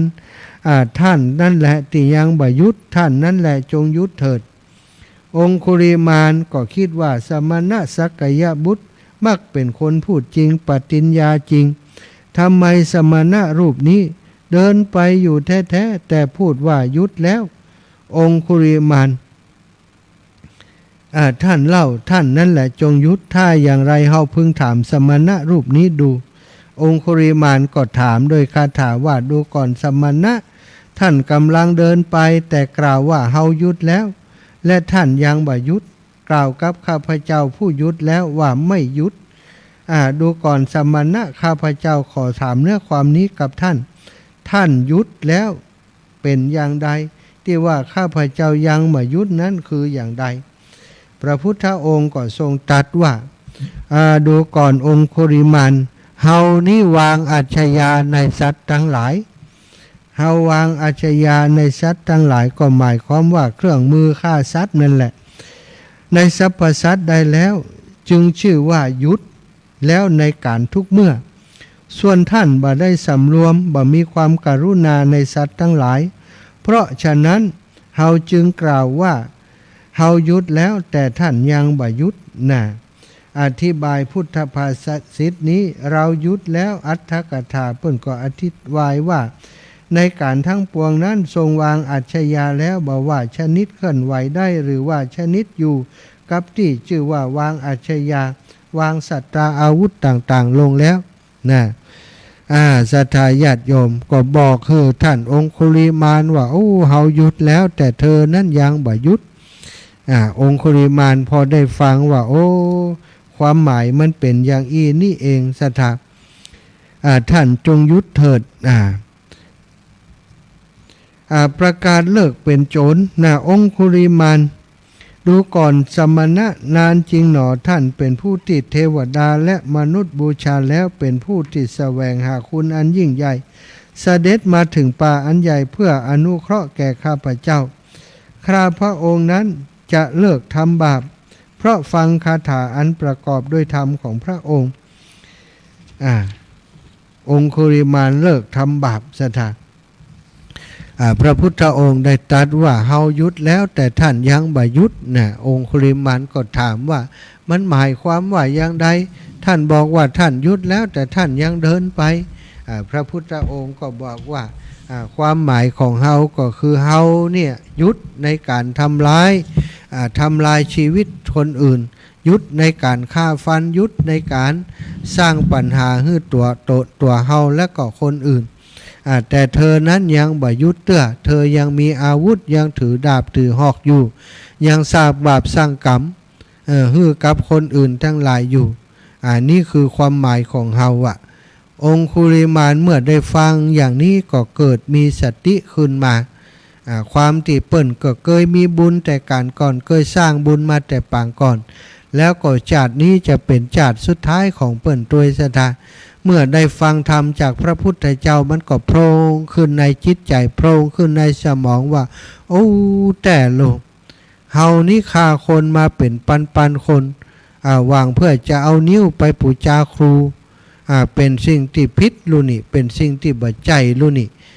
ได้ฆ่าคนได้ทำบาปทำกรรมนักหนาสาหัสนี่โอ้แย่แล้วเนาะเมื่อเป็นอย่างอี้พอได้สติมาแล้วเนาะก็ก้มลงกราบพระพุทธเจ้าแสดงตนขอเป็นศิษย์ของพระพุทธเจ้าพระพุทธเจ้าก็ทรงรับรองว่าถ้าเธอมาบวชในพุทธศาสนานี้เราจะปกป้องคุ้มครองเธอองคุลิมานถามว่าตัวเขานี้จะเป็นศิษย์ของพระพุทธเจ้าใดก็จะบวชในสำนักของพระองค์ใดก็พระพุทธองค์ก็บอกว่าได้องคุลิมานก็บอกว่าตัวของท่านนั้นได้ฆ่าคนมาเป็นอันมากพระราชาเจ้าประเสนที่โกศลจะไว้ชีวิตพระองค์จะไว้ชีวิตข้าพระองค์หรือพระเจ้าข้าพระพุทธเจ้าก็ตรัสรับรองว่าเมื่อเธอมาบวชในพุทธศาสนานี้เธอสิ้นความเป็นฆฤหัสถ์สิ้นความเป็นโจรแล้วพระราชาก็บ่แย่อย่างให้เธอหรอกเฮาขอรับรองเธอแม้แต่คนที่ญาติพี่น้องที่โดนฆ่าฟันทั้งหลายก็มีโอกาสจะมาทำร้ายองคุลิมานพระพุทธองค์ก็ทรงรับรองว่าเฮาจะเป็นผู้รับรองเป็นผู้คุ้มครองเธอเองเธอบ่ต้องเป็นห่วงหน้าที่ของเธอคือปฏิบัติธรรมติดตามที่เฮาได้สอนติดตามเฮา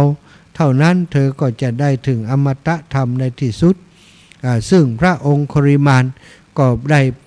ปฏิบัติตามที่พระพุทธองค์ได้ทรงสั่งสอนได้บวชโดยเอหิภิกขุอุปสัมปทาพอพระพุทธองค์ทรงตรัสว่าเธอจงเป็นภิกษุมาเถิดสถา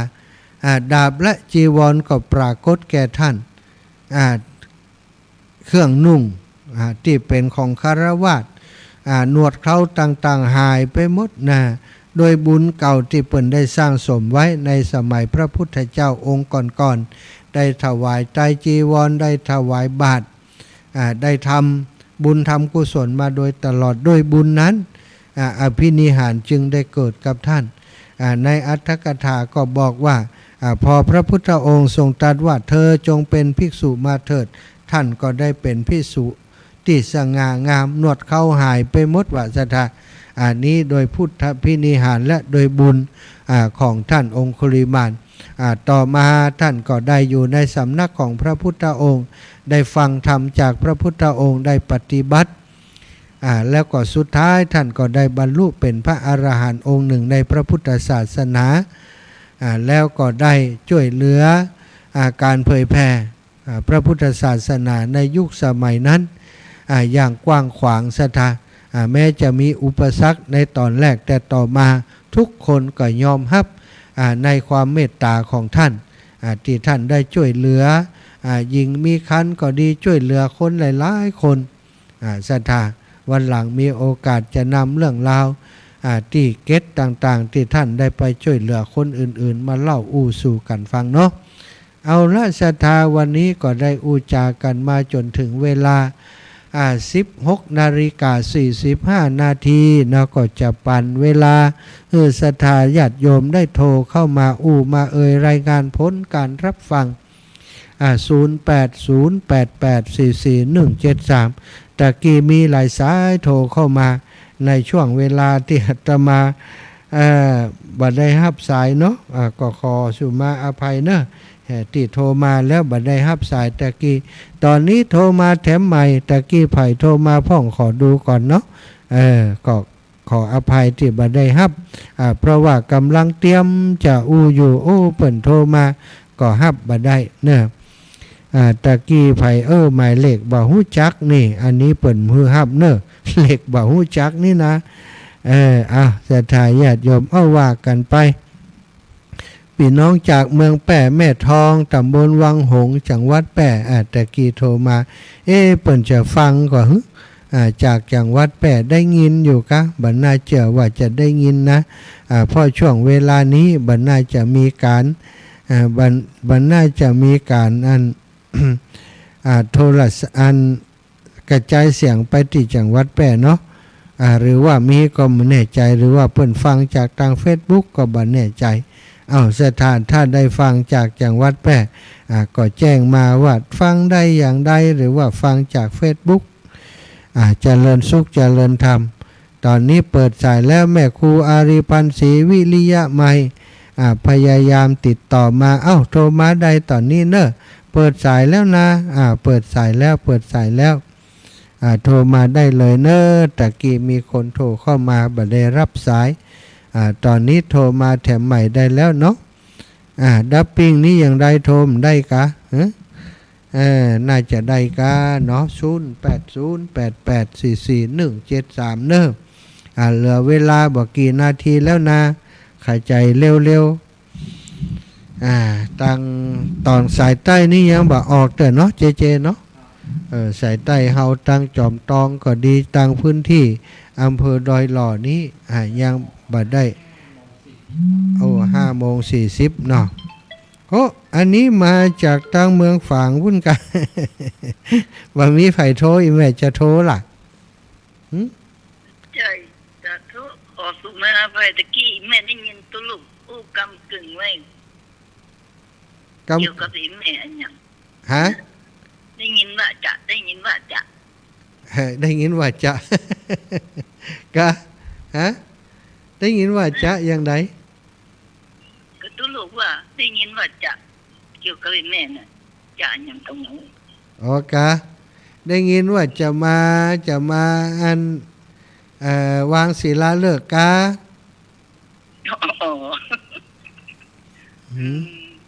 ก็จะไปตัวจะไม่จงดีเขาอยู่ดีกับป้ากันเพ่เนาะแล้วก็รอดเตียนเนาะรวดนอนเพ่กะรอดเตียนนี่บ่ไปเจ้าเสียหายนักหนามาหากันมานอนเพ่เนอะมารอเตียนเพ่เดี๋ยวจะไปหับตีฮะน่ะเอาพานอนควานอนมาเหี้ยหับตีพุทธมณฑลตัวลูกเคยบ่ไปเจ้าไปนอนนี่บ่ไปวันเดียวที่ไปอันจบข่าวบ่ได้รอเตียนกันเจ้าบ่ได้รอแล้ววันผูกเมื่อเจ้านี่แม่จงดีทีมงานธรรมรักษาจ้ะเพิ่นจะมาตานเตียนกัน10กันรถตู้ปากตังเจริญวัดบรรพตแล้วก็สถาบันธรรมพิวัตรวันผูกนี่นะยี่แม่ได้มากะบ่ได้ไปกะไม่จงดีบ่ไปกะบ่ไปอย่างใดจงดีเพิ่นจะไปไปอย่างใดแม่จงดีน่ะก็นำแม่จงดีปหมออินทรเขาน่ะมาน่ะอีแม่บ่ไปแม่จะไปโดยที่อันลาพีพันธ์เจ๊ลาพีพันธ์ทำให้บ่ปักกันตั้งแต่วันจ้าไปเที่ยววันนั้นสาธุโอเคบ๊ายบายสาธุบุญรักษาเน้อเจ้า ศรัทธาญาติโยมมีไผโทรมาแหมก็ถ้ามีก็จะเปิดเพลงแล้วเด้อ เตรียมตัวจะกลับลำปางแล้วเอามาก็มาแต่กี้รู้พอกะก็ว่าอันอย่าได้มันได้วางสายกะได้วางสายกะอีแม่สาธุนะศรัทธาญาติโยมเช็คดูตังไลฟ์สดก่อนมีไผมีตังไลน์ก่อนเนอะระหว่างสุขภาพแข็งแรงเนอะไผนี่นี่เปิ่นลงไปพุ่นโน่นนี่ดอมทางสร้างบุญสป่าแม่แจมศรัทธาแม่เตรียมพักไว้ให้นี่ไผจะไปนี่ศรัทธาญาติโยมไม่สายแล้วแหละไม่สายแล้วจะพักแล้วเนอะรายงานผลบอกปิสาละเตรียมกับข่าวหุตุปิละศรัทธาญาติโยมสำหรับงานนะงานที่งานหล่อเตียนเนาะงานหล่อเตียนในวันที่21ที่จะถึงนี้ที่วัดแม่ห้องไคร้ศรัทธาญาติโยมตอนนี้ก็เตรียมงานแล้วก็ศรัทธาญาติโยมก็เริ่มเริ่มหอมมาละเนาะให้หอม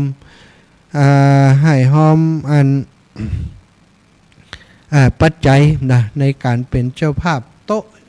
จีนโต๊ะจีนนี้เอาไว้สำหรับถวายพระสงฆ์องค์สังฆเจ้าที่ไปร่วมงานเป็นโต๊ะเป็นมีอยู่30โต๊ะด้วยกันโต๊ะละ 1,000 บาทศรัทธาญาติโยมไผจะเป็นเจ้าภาพด้วยกันเนาะก็ทยอยแจ้งมาที่พระครูชลทานพิทักษ์หรือวัดตุลุงแดงหรือว่าจะแจ้งบอกที่อาตมาบ่มีโทรเบอร์โทรเปิ้นบอกที่อาตมาก่อนอาตมาก็จะส่งสารไปให้ครับครูบาอาจารย์เปิ้นได้จดชื่อเสียงเรียงนามเจ้าภาพไว้ตอนนี้ก็ยังขาดอยู่หลายอยู่เนอะเจ้าภาพที่จะเป็นสำหรับเจ้าภาพจีนก็ดีเจ้าภาพที่จะเป็นภาพโทษจีนก็สังที่จะตานออกในวันนั้นสังที่ตานออกจะมีอันเทียน1เล่ม500 บาทโซลาร์เซลล์1อัน500 บาทแล้วก็ปัจจัยถวายตานออก1,500 บาทศรัทธาจะเอายังก็ได้จะเอาอย่างเดียวหรือว่าอย่างเดียวนั่นรวมกันสัก 3-4 คนได้โซลาร์เซลล์อันหนึ่งรวมกัน5คนก็ได้เตียนอันหนึ่งอย่างนี้ก็ได้ส่งรายชื่อกลุ่มมาก็ได้ศรัทธาเป็นเจ้าภาพร่วมกันแบ่งเบาช่วยเหลือได้บุญได้กุศลด้วยกันการถวายเตียนจำนำพรรษามีอานิสงส์มากทำให้เกิดโภคทรัพย์ทำมือมีสติปัญญาปัญหาอุปสรรคเกิดขึ้นก็สามารถแก้ไขได้โดยง่ายเพราะว่ามีปัญญาเนาะเจริญปอนเจ้ารัชกาลเจ้าวันนั้นที่โอนไปท่านหาเช็คแล้วเนาะโอเคหรือยังเจ้าโอเคเรียบร้อยโอเคเนาะแล้วก็ที่ว่าทำบุญก็ท่านมหากันแล้วแต่อัธยาศัยแล้วแต่อัธยาศัยเจ้าแม่สบายดีเนาะเสียงยังบอกไปเขาตีเจ้าจังอายอยู่เนี่ยแล้วงานข่าวดำก็มีเนาะสมบูรณ์แล้วก็เลยว่าอายก็จะมาห้ามบอกว่าไปแล้วนะเดี๋ยวไปอายคงเสียเปิดนี่เนาะจะไปหาว่าเขาเป็นอย่างเดี๋ยวไปติดเปิดนี่เนาะวันเดียวไปไหนก็เก่งใจนะเนาะถ้าเขาไอเดี๋ยวเขาเลี้ยวพ่อน่ะจะละมันเอาโลกนะว่าเขาเป็นโควิดนะกันว่าเขาเป็นโควิดวันเดียวโควิดมันถึงมันจะเบาไปแต่มันก่อนนี่นะคนก็เป็นเยอะนะแต่เพิ่งหมอเพิ่งบอกแล้วถ้าคนที่แบบเป็นโรคประจำตัวไล่แรงนะบัดตายโรคนี้นะมันมาไล่แรงเหมือนเขาก่อนที่คนตายนะคือคนมีโรคประจำตัวอยู่แล้วเป็นว่าอย่างนะแล้วแต่ไปแต่มันนี่นะคนก็ไปเร็วเนาะใช่น่ากลัวนี่ก็เลยทำเป็นธรรมดาแต่ว่าจะไปฉีดไข้หวัดใหญ่แล้วท่านหาฉีดไข้หวัดใหญ่หรือยังจ้าไม่ได้ฉีดอีแม่คอมบอกเพื่อก่อนหน้านี้อันนี้ก็ไปของวันไม่ได้ก็จะถามหมอก็ได้ถามสักเดือนเขาบอกคือก็ขาบอยู่นี่เขากลัวเข็มนะแม่การรักษาการเจ้าเจ๋งยังว่าเขาตีเลยเนื้อเจ้าขอบคุณเจ้าแม่สาธุศรัทธาญาติโยมเอาแล้วเนาะเจ เวลาตอนนี้ 16:54 นาทีก็ขอบคุณทุกศรัทธาทุกคนทุกท่านที่ติดตามรับฟังรายการและก็น้องเจเจที่ช่วยดูแลควบคุมดูแลสถานีตัวเนาะดูแลในด้านเทคนิคต่างๆคือตัวก็ขอขอบคุณเป็นอย่างสูงขอให้อยู่ดีมีสุขถึงศรัทธาญาติโยมน้องเจเจทุกคนทุกท่านที่ฟังรายการอยู่ในขณะนี้เนอจัตตารโอธรรมาวัฏันติอายุวันโนสุขังปะลัง